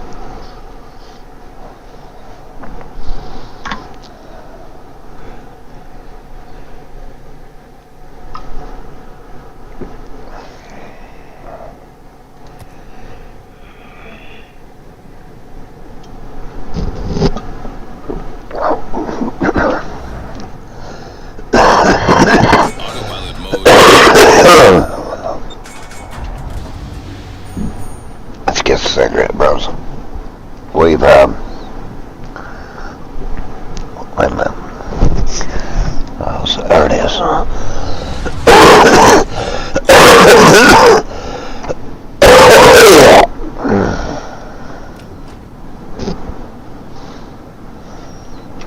This damn thing here. I don't know how much is in this thing, if any.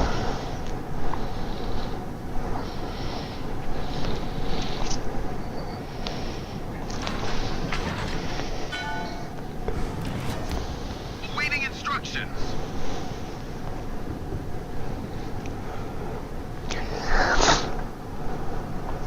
I love chefing.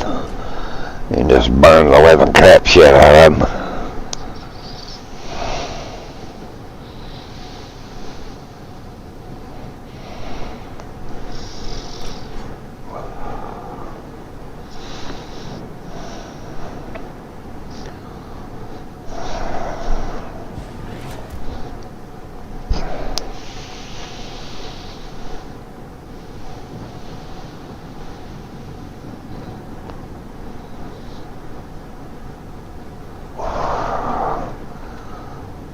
Autopilot mode disabled. I'm going for B, bros. Enemy force sighted on the horizon.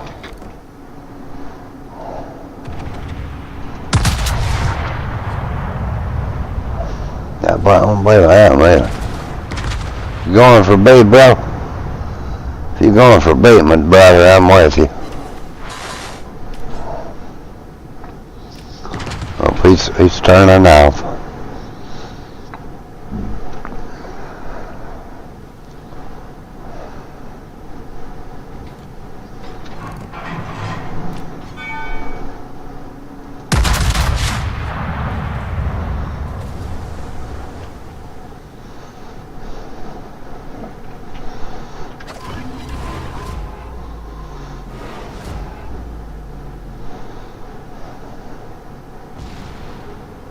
Oh, shoot. Direct front.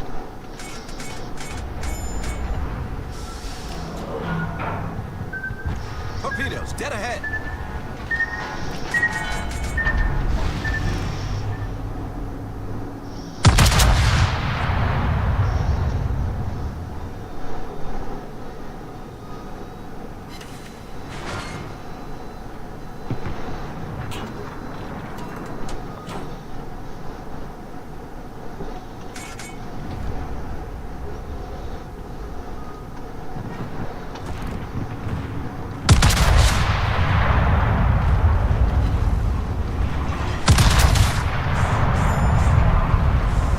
Ship is on fire.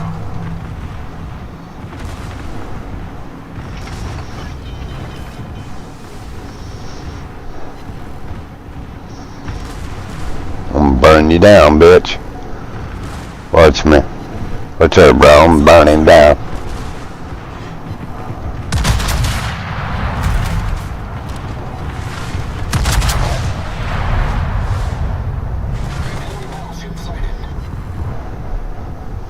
You're going down, Hawkie.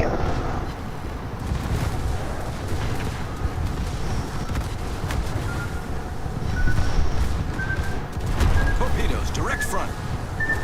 We're hold below the waterline. We're flooding quickly. We've destroyed an enemy battleship. Torpedo tubes destroyed.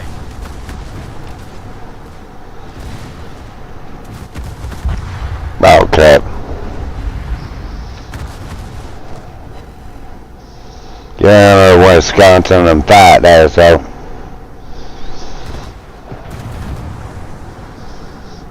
If you don't fight, we're gonna lose, bro. Simple as that. Really simple as that.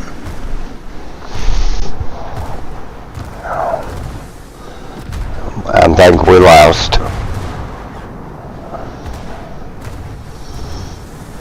Where's the other guy? He's, I don't know. Wisconsin, he's went into fighting.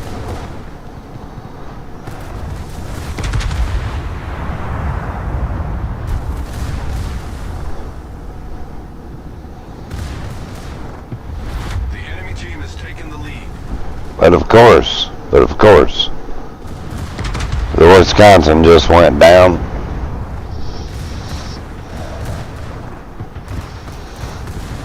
Yep, there goes the Mecklenburg.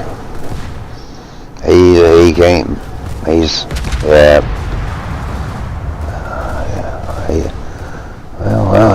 He survived it, but Wisconsin coming at him, that's not going to fare too damn well. I burned his buddy down. I mean, I really did. We set his ass on fire real quick. Yeah, they got him, man. I mean, they really have. Yeah. That's a big L. Not that I'm going to not play it some more. I'm going to, you know. This is iffy deals, dudes. It's your team. If they will push and fight, you will win. If they do not, you will not. Look at the team score. You know. Let's see what we got here. Hey, we did fairly good there. 80,000. 80,000 ain't the hump chump about. So now let's see on browse. I know we got this one. We always have. Win a battle. Okay. So then you got the pursuit. Let's reset them here. Let's get Owen Ganger Warship Terror. Oh. Okay. No, we ain't don't have no Tier 10 warships, huh? All these, besides the Minnesota, they have, I don't think the Persian does. Let me check it. We're putting out. But the Chevron, it does. I bought it for it. I mean, I knowed it had it. Not the lie. No. Damn, bro. So let's see you on the dockyard. We can possibly get some good shit off on this dockyard doing this right here. But only cruisers we have is the Des Moines. And he's we need to level on him a touch more. He's liking this one. Top grade gunner. And we don't have it. Well, these two, but they're not that important as the top grade gunner. Anyway, let's sell it down. Let's give it a try.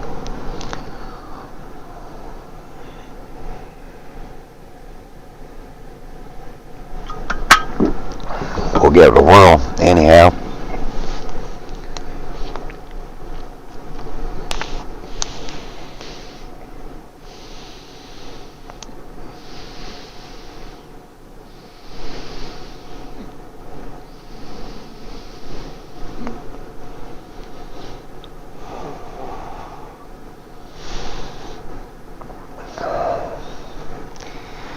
I mean, hell, it ain't gonna kill us, that's for sure.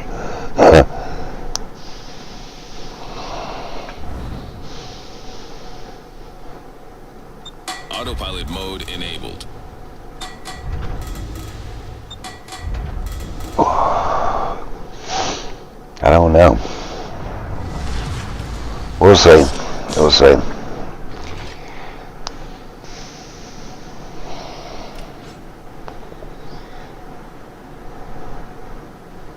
I'd like to, or pal, I'd like to.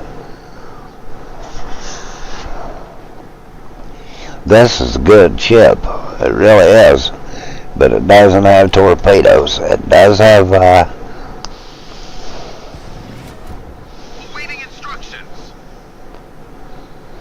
and it's relatively quick.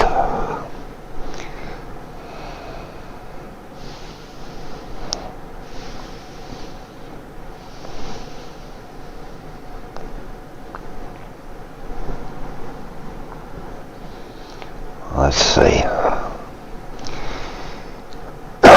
We'll go in this little cove here.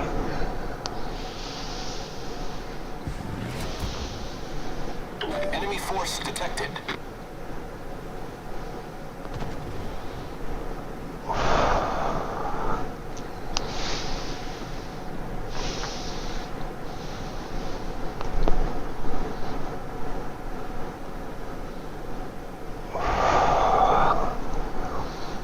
Well,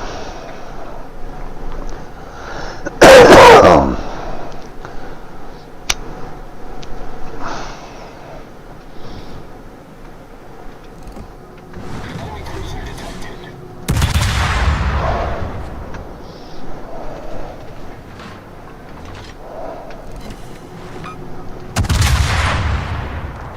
Autopilot mode disabled.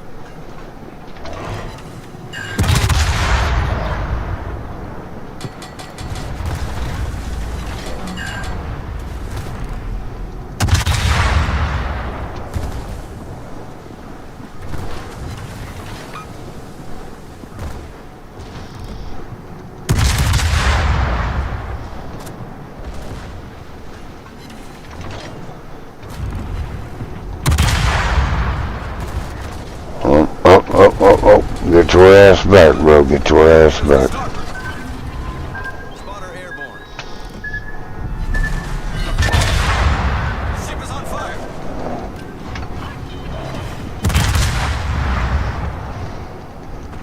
Problem solved, sir.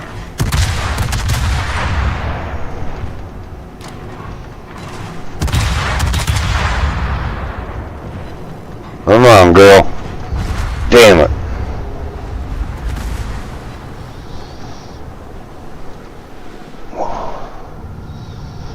Yeah, the Puerto Rico. Canada Day. Who gives a shit? Canada, man, you better get your ass up in there, bro. Quit being a wussy. Let's see what, damn, son.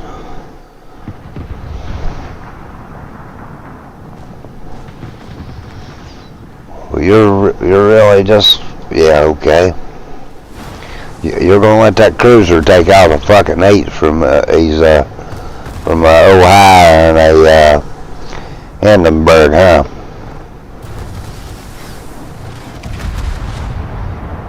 And all those ships are active. Piss, bro. Ain't no need to sit and watch this damn butchery go on. Honestly.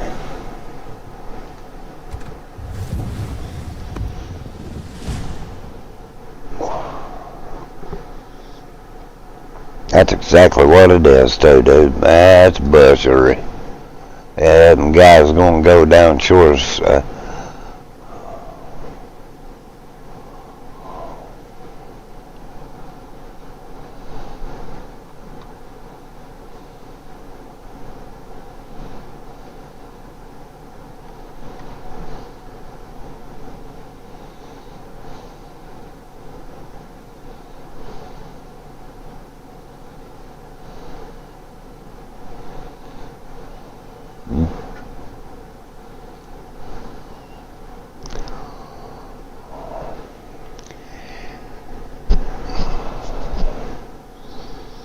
Illegal aliens, or taking away health insurance on the job. What's Rolandis? And President Trump is going to draw a sharp contrast with Kamala Harris, who has supported things like decriminalizing illegal immigration, or giving taxpayer-funded health insurance to illegal aliens, or taking away health insurance on the job for 170 million Americans. What do you mean taking away health insurance? What are you talking about? She said when she ran for president that she wants to eliminate private health insurance on the job for 170 million Americans, John. Yeah, I mean that is not her position now. She How do you know that's not her position? How do you know that's not her position? I mean, she says she no longer supports Medicare for all. She has not said that. Maybe anonymous aides on a Friday night have said that. The American people are totally justified to conclude that Kamala Harris is a dangerous San Francisco liberal. And when she campaigned for president, in her own right, she did in fact promise things like decriminalizing illegal immigration and taking away health insurance. But if that's his position, she's clearly changed on it. She said she has changed. Yes, she has. No, she has not. John, she has not said that. Well, she really hasn't. He's saying exactly what she said. That's no shit. What is this?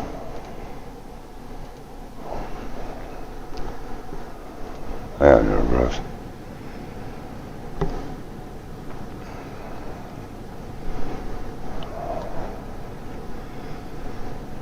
Okay, real quick. Okay.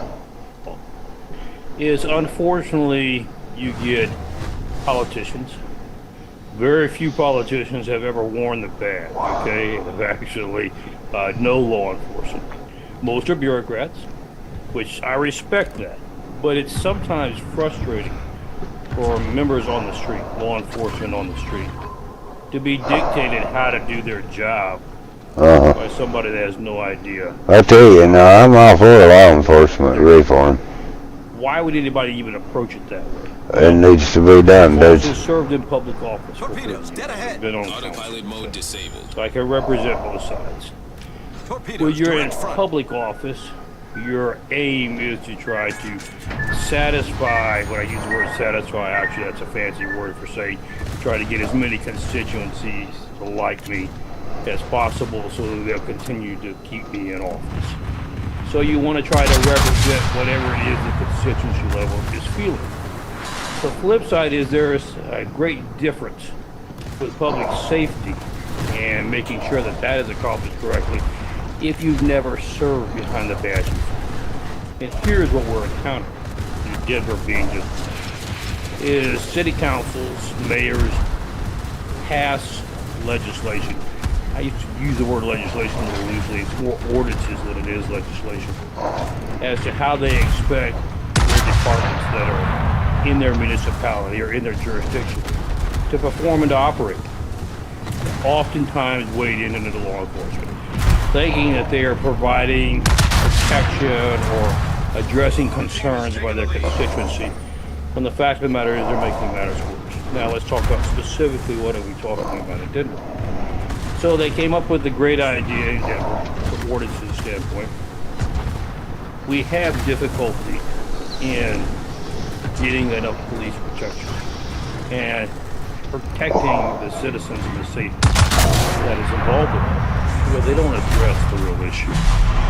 The real issue, quite frankly, Sarah, is this. We don't pay them anything to begin with. We have difficulty in providing the kind of salaries that they need. Look, everybody knows in law enforcement you're not going to retire as a millionaire, okay? We accept that. In fact, quite frankly, the vast majority of law enforcement officers have a heart for it. They're really a very unique well, I don't want to use that word, but you understand what I'm saying. They're very unique in the standpoint that they want to serve the public. They don't expect to make a dime off of it. They get great satisfaction. Such satisfaction that they're willing to put their lives on the line every day. And that's part of the job. You don't know when you walk out that door, sir. Boy, you dumb mother. You walk out that door. You let them take it. You let them take it. But it's true. You have no idea. Some officers can go through their entire career and never draw their weapon. Oh, bullshit. Others have been on the job.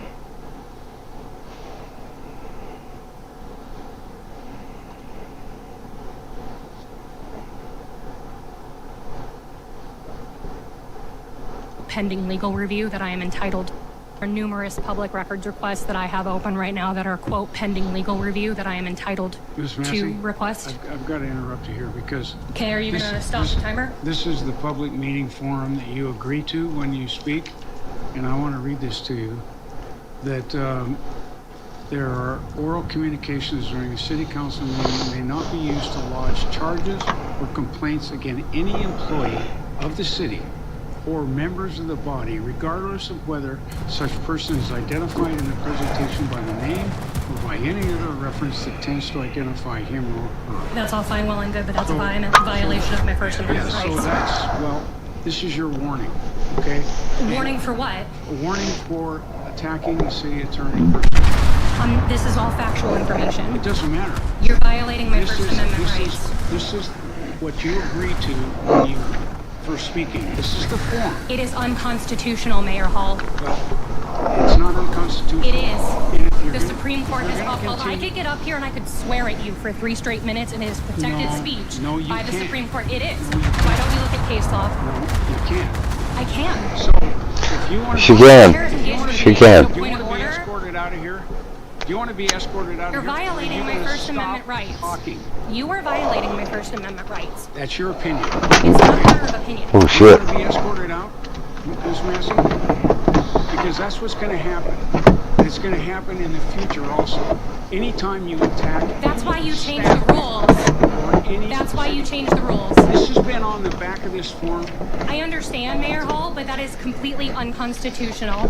No, it's... You're also engaging in debate, and so you should actually be yielding the floor to somebody else managing. Chief, could you have somebody come down here and escort Ms. Massey out? Really? Is that necessary? Oh, shit, bro. In front of my 10-year-old daughter, you're going to escort me out for expressing my First Amendment rights. She can go with you. I'm not leaving. Well...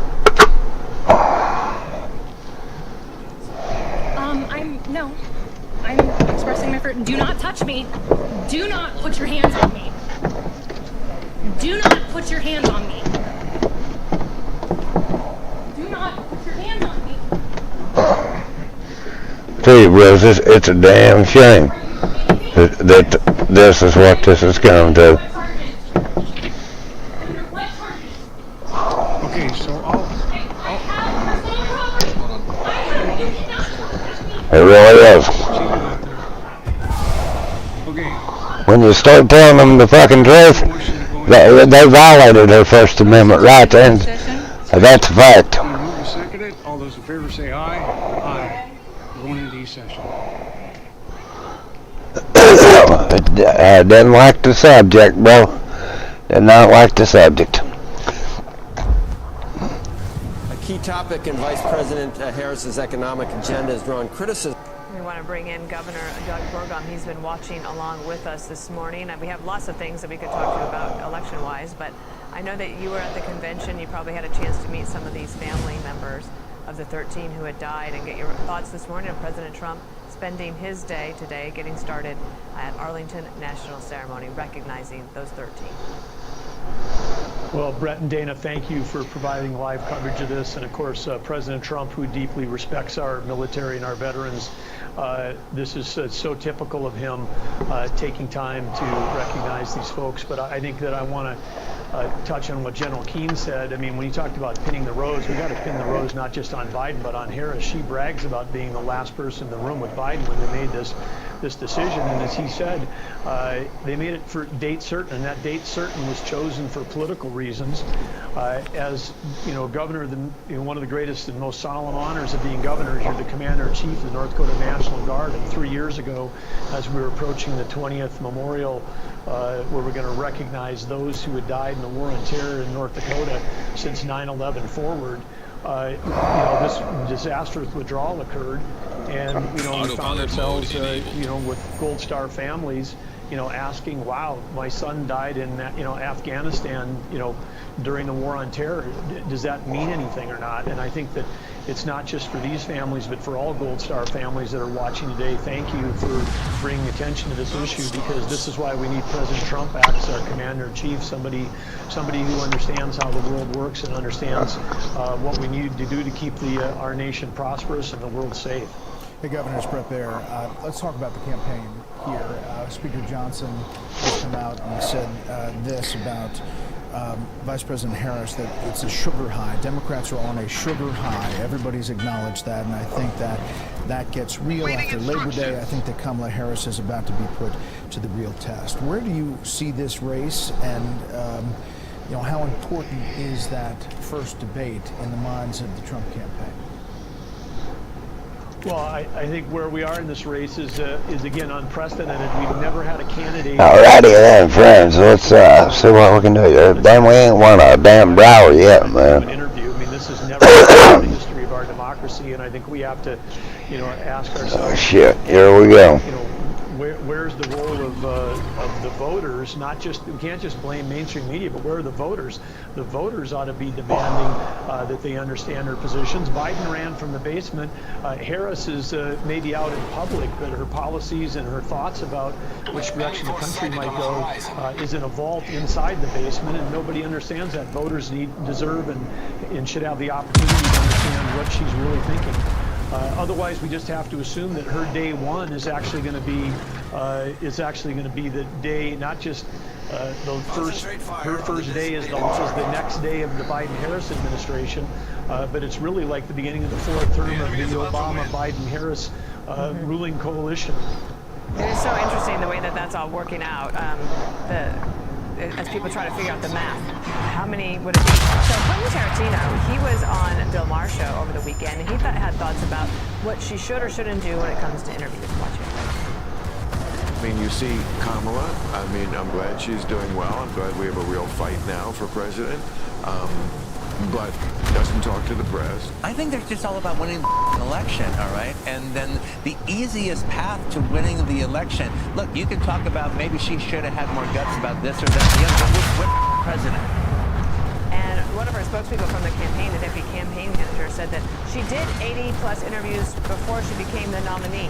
So they think that maybe they've checked the box on that. Though we do believe she said she would do an interview before August 31st, so the clock's ticking on that too.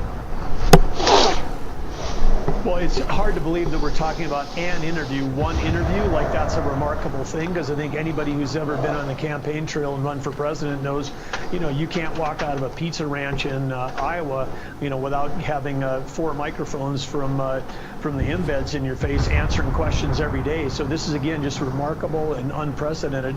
And I think we just have to take on face value that her policies are the Biden-Harris policies. And so that means we're going to have open borders. It means we're going to have Soviet-style price controls, and we're going to have continued explosions, wars, just like we've been covering this morning. The world is at war, and we're going to have more of that versus going back to what President Trump had, which is a secure border, and strong economy and peace overseas. Governor, just to wrap it up on this debate, there's a Truth Social post from the former president which suggests that he might be rethinking that after the weekend, watching ABC over the weekend, and what he thought was a biased presentation.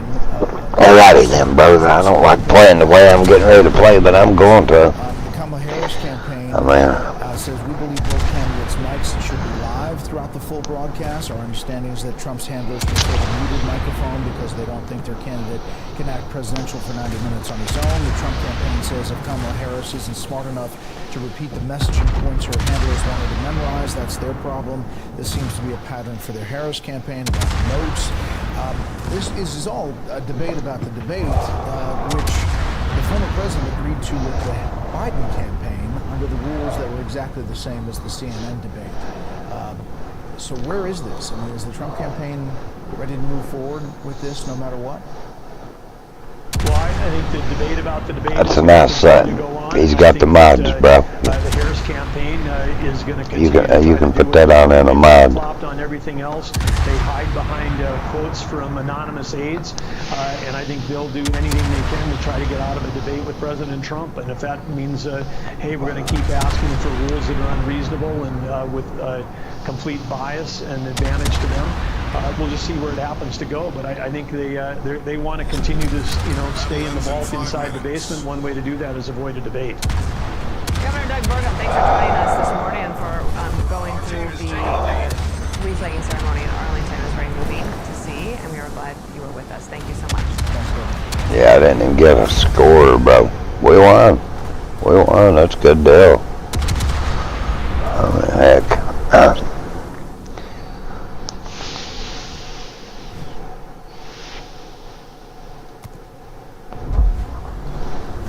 Last container.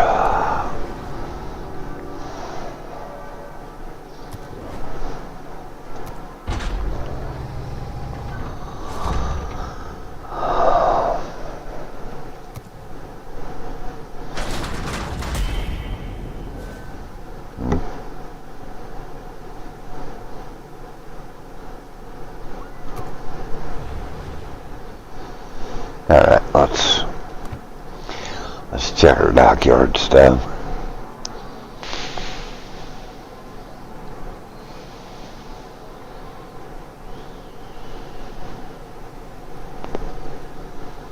Okay. Now, we're not doing that great at this, so what we're going to do,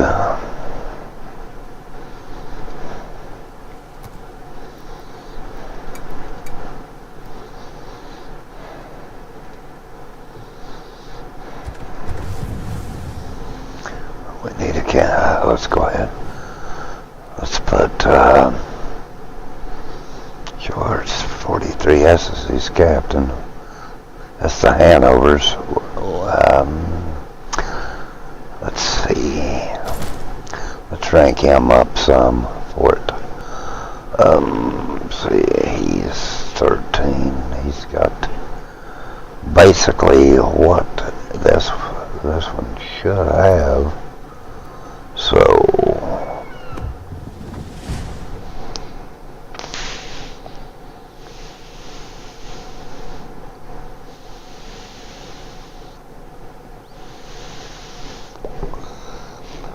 show you the difference in captains, bros. In all honesty, I'll show you the difference in captains that shit. So, I don't know why Trump would have it anywhere he doesn't want to. Let's bring in Democratic strategist James Carville and former spokesperson for Governor Doug Burgum's presidential campaign, Republican strategist Lance Trove. Coming out the other side if somebody's got spikes over there. Alright, a lot of the stuff here is kind of making me believe that this guy was some sort of doctor or dentist. The guy must have had problems in his brain.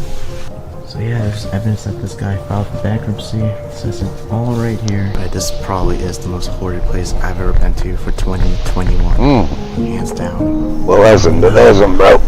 They went into an abandoned mansion here on us. It's 2006.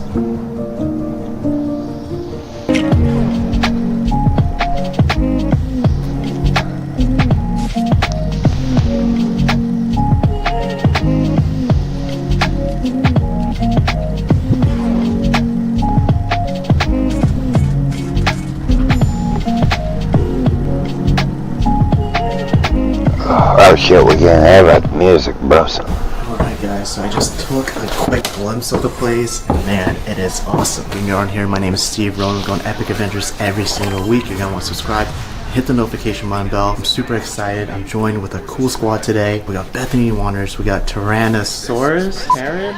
Right. First time meeting her, and we got LC Explorers holding the camera right now. As we explore, we can kind of find clues and evidence to the full story of the home. So yeah, get excited guys, and don't forget to smash the like button. Let's get on with the adventure. Awaiting instructions. Whoa, we can't have this shit, bro.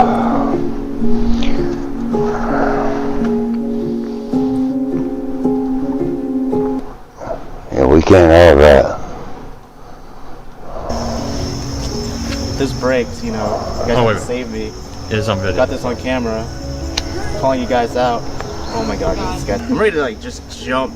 How far did you guys go? That's as far as I went. That's as far as I went. Alright, I win. Now I feel challenged. Yeah, now I feel challenged too. Yeah. Oh my gosh. Oh, I don't know. Oh god. No, don't jump like that. I fall in, it's pretty funny honestly. You can swim, so that's good. Oh! Okay. I think I win. Alright, Lucas. I think I win. Luca. Get my name right, it's been 4 days, Steve. Oh no, you can't go any further than I just did. Alright, you know what? You guys are tapping the edge. Damn! I have to tap the edge too. There's no winner for this. Actually, that might be a bad idea, but... Oh my god. Oh! No, it's really bending. Steve. There you go, I win. Yeah, I think you do. Jared, come on. No, I don't have a death wish. Wait a minute. Okay, I'll do it, bro. Hang here. Yeah, something we can do that's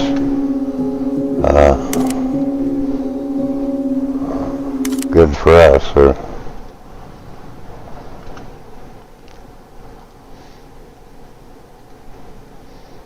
and we probably hopefully won't have no damn music or anything. It would just be like a podcast.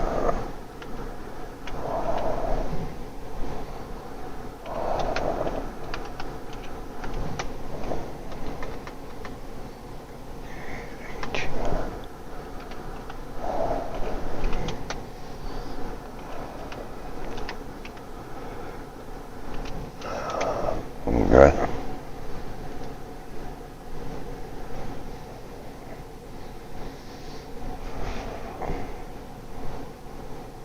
Okay, 10 resource 41.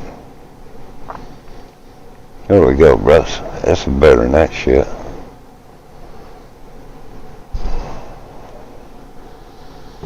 The Bush Guide, cold and smooth survival skills. Come on. There we go.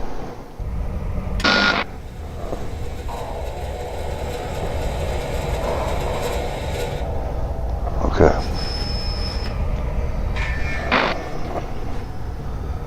When I was 21 years old, I would be home alone at my parents' house a lot. We lived on a little pond which was directly in our backyard. On the other side of the pond was a little town park.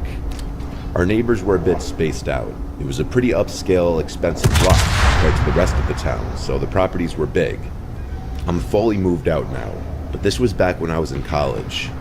My parents make a lot of money, and we have multiple homes, so often I was home alone. It was a random night in the summertime. I was off from school, so I can't remember if it was the weekend or a weekday, but odds are since I was home, it was a random weekday. I was in the back sunroom watching it go. That was my favorite room in the house in the summer because it was the most cozy and had the best breeze with all the windows open. I was right on the corner of the couch closest to the corner window, and I heard splashing from outside, like in the pond. It could have been a goose or duck. Sometimes they'd fight in the water and make a bunch of splashing sounds, so at first I ignored it. As it persisted, I decided to lower the volume on the TV and listen. I put my ear up to the window even, and I heard consistent splashing sounds, way too heavy to be from a duck or goose. It sounded like they were splashes from a person. I opened the door in the sunroom and stepped outside to the deck. I looked out to the pitch darkness of the backyard. I now heard a man's humming along with the splashes. Someone was definitely swimming in the water. They were trespassing. Each house on the pond owned a specific chunk of the pond. Shit. I stepped inside for a second to flick on the lights to the backyard deck. As I did this, just now we got this going now, so it'll be cool. And humming stopped. Well, listen to this shit. It's supposed to be true stories, man. Swim or something, which also just seemed weird because no one really swam in the pond ever. But honestly, whether it was or wasn't a neighbor, I wasn't going to confront whoever it was. I stepped inside and turned. Yeah, I don't blame you, bro. You get to checking shit ass back to the house, my bro. brother, who was away at college, about it. He didn't answer right away. I was trying not to creep myself out over it, but watching TV after this was kind of hard. Ooh. Focus on the show. I looked out the window, but all I could see outside was Masaba. I still had the TV on in the background, not realizing how revealing the light from the TV would be outside. And then I thought I heard something on the deck. I hurried to find the remote and turn off the TV. And as the room went black and silent, it took me a few seconds to adjust and realize that there was the sound of someone's heavy breathing right outside. It's called 10 Terrifying Scary Stories, Volume 9. I instantly laid down flat on the couch to try and hide myself. And after a short moment of silence, a deep voice from outside the window said, "I see you." My heart dropped into my stomach. I couldn't decide in the moment whether to speak or keep hiding, so I just blurted out, "Paul, is that you?" Paul was the name of one of our neighbors. I said this, clinging on to the hope that maybe it was him, and he was just messing with me. But the man outside didn't respond to this. I just heard footsteps walking away. As the barefoot-sounding footsteps faded to silence, I still laid flat on the couch, too afraid to move. I laid for a few minutes, before the thought to go check that all the doors were locked came to mind. I exploded off the couch and ran straight for the front door. It was locked, as was the side entrance door. After a little while longer and texting my entire family about what was going on, my dad told me to turn the backyard lights on and check if anyone was still out there. He basically told me to be the man of the house and protect it. So I listened and checked the back deck through the window. It was clear. I brought a big knife outside with me onto the deck, and I looked down. There were wet footprints that had half dried by then, but I could tell that they were barefoot footprints. I followed the trail of footprints around to the side part of the deck, and what I saw was nightmare fuel. The top part of someone's head, namely their eyes and forehead, was peering just over the edge of the deck from the ground below, looking at me as if he heard me coming and was waiting. As we made eye contact, I turned away. By now, I was ready to call 911. I did so before even telling my parents. I locked myself inside, waiting for them, and when they came, I felt instantly better. They asked if our family had any enemies or people who don't like us, or if we have any problem neighbors. Questions like this. They did do a quick sweep of the property and then left. I decided to shut every window that night and run the air conditioning just for added safety. Problem solved, sir. When I awoke the next morning, I was just delighted to see sunlight. I don't believe that man ever returned to our house, and we still don't know who it could have been.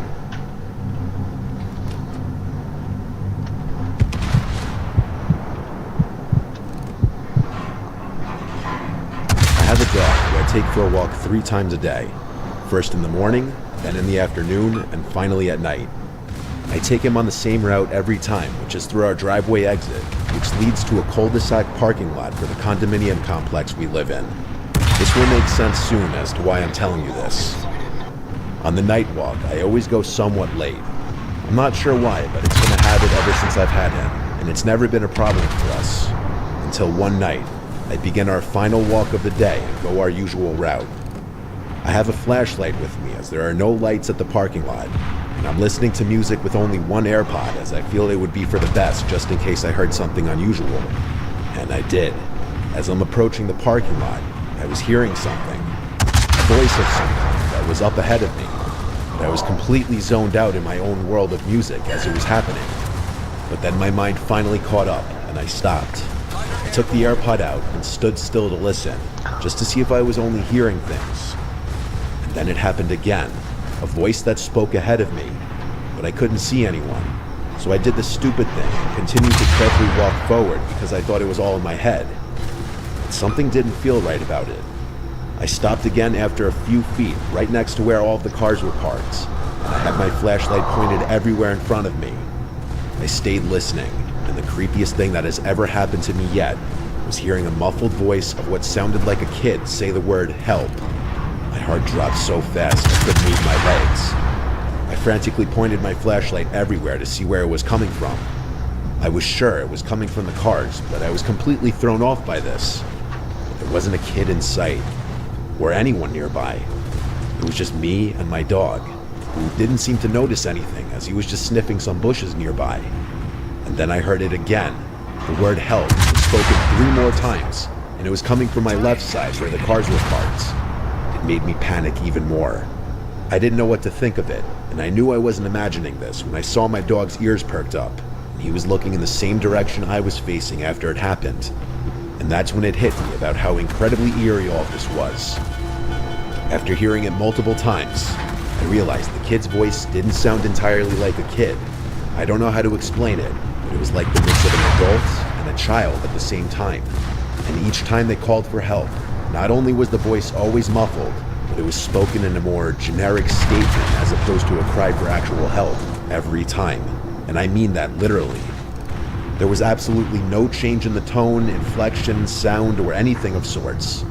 My dog and I ran straight home afterwards, and I tried to explain to my mom what happened. She was puzzled herself about what it could have been, and I suggested we call the cops on the off chance that there was actually someone in need of help, but she didn't think it was necessary. So many questions were conjuring up in my head. Why was the voice muffled? Was there someone in the car that I couldn't see? Or was it something darker, waiting for me to move closer? I don't like to think too much about it. Whatever it was, it still makes me feel extremely disturbed to this day. This picture is where I had stopped and taken my AirPods out to listen. I heard it up ahead on the left. This is where I had gotten closer and heard it on my left side. I'm aware that there's a condo complex on the right side, which some may think the noise was coming from, but it was in this direction facing the cars where my dog and I heard it. You can see from this point of view, there's nothing to really indicate a noise coming from somewhere else. Also, at the time this happened, the cars that were parked were trucks and SUV types, so they were a lot larger and covering more space, thus making it harder to see from where I was standing. I never figured this out.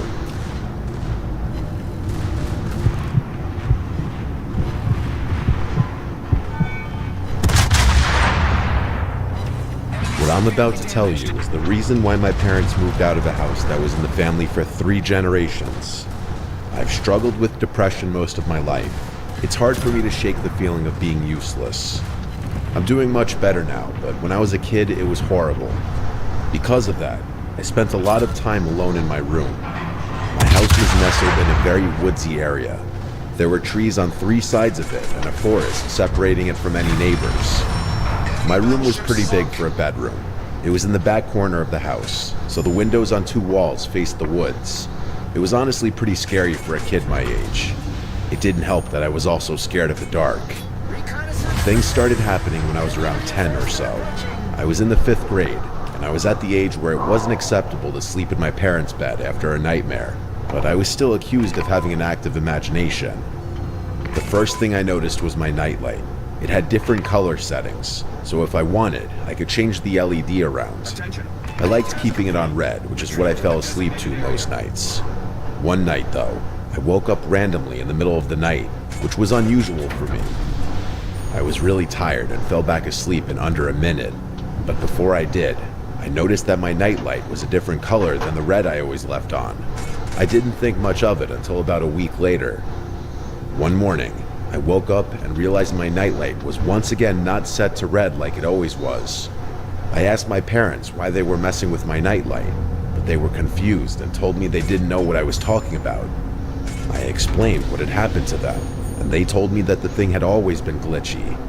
They knew best, so I accepted that answer for a while. At least until one morning, after waking up to see my nightlight unplugged completely. It was just sitting there on the floor. Once again, my parents dismissed my concern and told me my brain should be focused on school. My dad said I was getting too old for a nightlight anyway. A few days later, my nightlight was missing completely.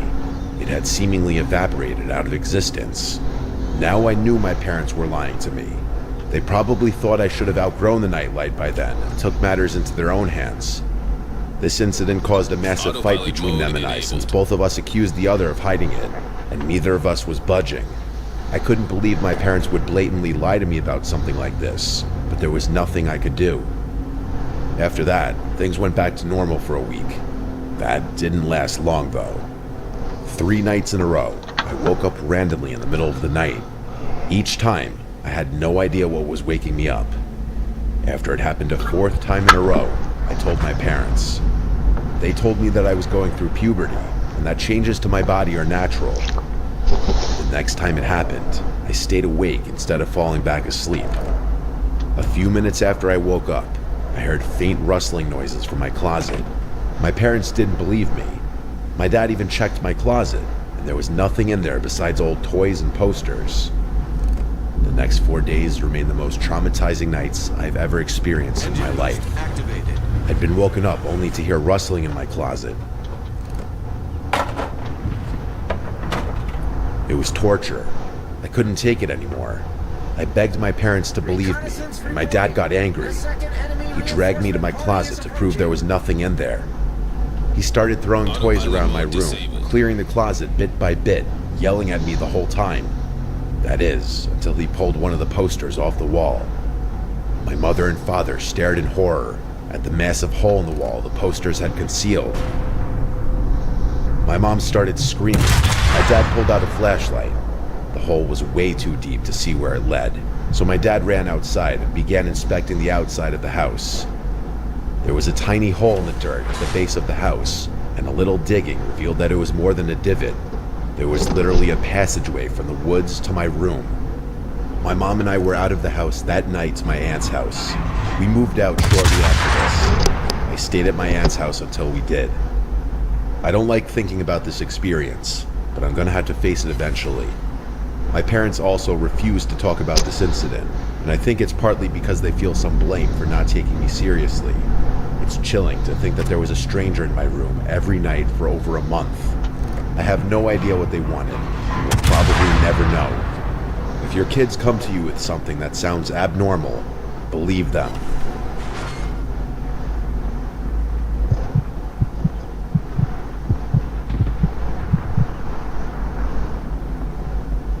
My name is Leo. To be completely honest with you, I'm a little lost in life right now. I won't get into it too much, but all you need to know is that my family situation is horrible. For the past 3 years, I've tried to stay as far away from home as possible. My close friends from high school have been changing in ways I don't like, and I feel like my hometown has nothing to offer me anymore. I'm about to be a senior in college, and to be completely honest, I have absolutely no idea what I'm going to do with my life after that. Enough with the sob story, though. I was in Berlin last year for whatever reason, probably searching for a sense of place or trying to find a direction in life. I remember the name of the bar I was in, Reduya. I was there alone, nothing I'm not used to. I was getting ready to leave when I felt around my pocket and realized my apartment keys were missing. Just my luck. I stumbled out of the bar and began walking toward my apartment anyway. The whole thing was locked up. There was no way I was getting in there, and it was way too late at night to get a replacement set. I'm not sure what most people would do in a situation like this, but my first thought was to start looking for a place to sleep. As if my luck wasn't bad enough, it started raining. Eventually, I decided to sleep under a nearby bridge. I didn't even know where I was, but I was out of the rain and safe, so I was happy. As I was drifting off, I began picking up on some faint voices coming from across the river. I sat back up and saw what looked like 5 men standing on the opposite side of the river, along with a little boat that was tied off. They didn't seem to notice me. It took me less than a minute to realize what I was watching. There was an honest-to-God drug deal or something going down right in front of me. My German isn't great, so I wasn't really able to make out what they were saying, but several briefcases and duffel bags were exchanging hands, so I filled in the blanks myself. I thought about finding a new spot, but I didn't want to draw attention to myself by moving. I figured I'd just wait for this to be over, then leave. All of a sudden, one of the men yelled something aggressively in German and pointed a gun at one of the other men. There was a brief moment of silence before the other guy put his hands up and began talking really quickly. It looked like he was being set up. The other men stripped the man at gunpoint of his clothing and started confiscating his belongings. I didn't feel safe there anymore and got up slowly to move. As I did, I heard one of the men shout what roughly translates to, "There's someone there." I started running, not even turning to look at them. They shouted more things at me, but the only words I was able to understand were, "Don't shoot." I ran until I threw up and nearly passed out due to drunken exhaustion. There was no way they'd be able to catch me, but they could have easily killed me. Sometimes I still think about how I could have lost my life that night if those men had decided to fire at me. Sometimes I feel like I'm fated to run forever.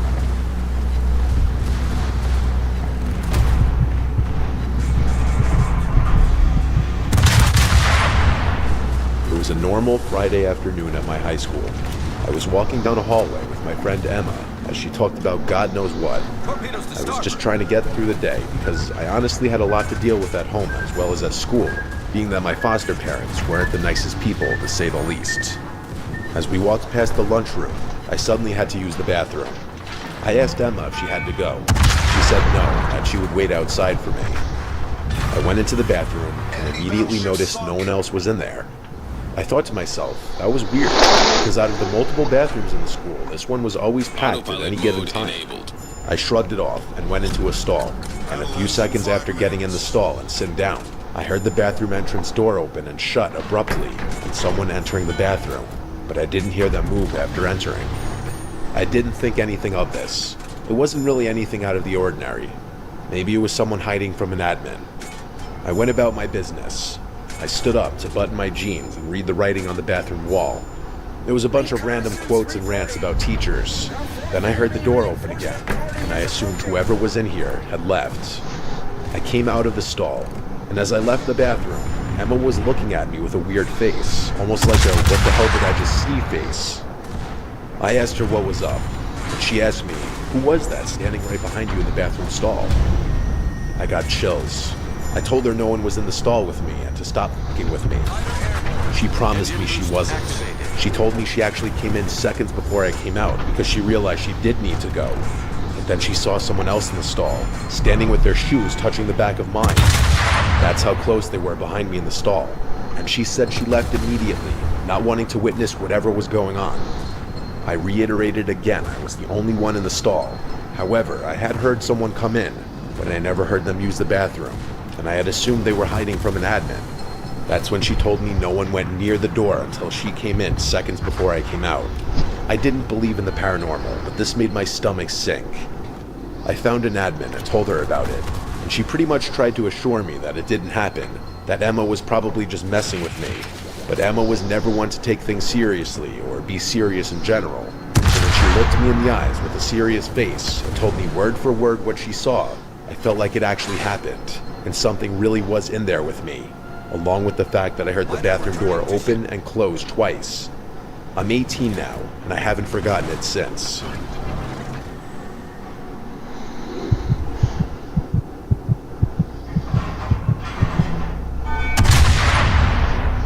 This happened long ago when I was renting a small house in the town that I got my first real big girl job at. It was a small one-floor house with 2 bedrooms, 1 bathroom, and just enough living space for myself and occasionally hosting some people. I had been living there for a few weeks already. All was fine. The landlord, who I'll just call Michelle, was really friendly and understanding. I think she rented to me because she didn't want a male renting out her house. I'll skip unnecessary details and get right to the point. Something very weird started happening a few weeks into living there. One regular work night, I got a knock at the door. I went to the other side and said, "Who is it?" and no one responded. I didn't open it. No one should be knocking on my door late at night. It was early the next morning. I had finished getting ready for work and was about to leave. I I opened my front door and saw a big post-it note taped to the storm door. It said, "Hello, beautiful." I right away remembered the knocks on the door from last night. It was no doubt the same person, but the big question was, who could it be? I crumpled it out of so we disgust scored and threw it in the second there, trash, bro. hoping and assuming it would be a one-and-done thing.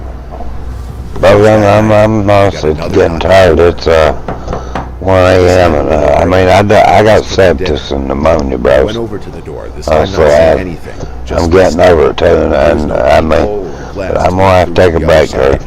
Appreciate every one of you guys from the bottom of my heart that watch. And please like and sub.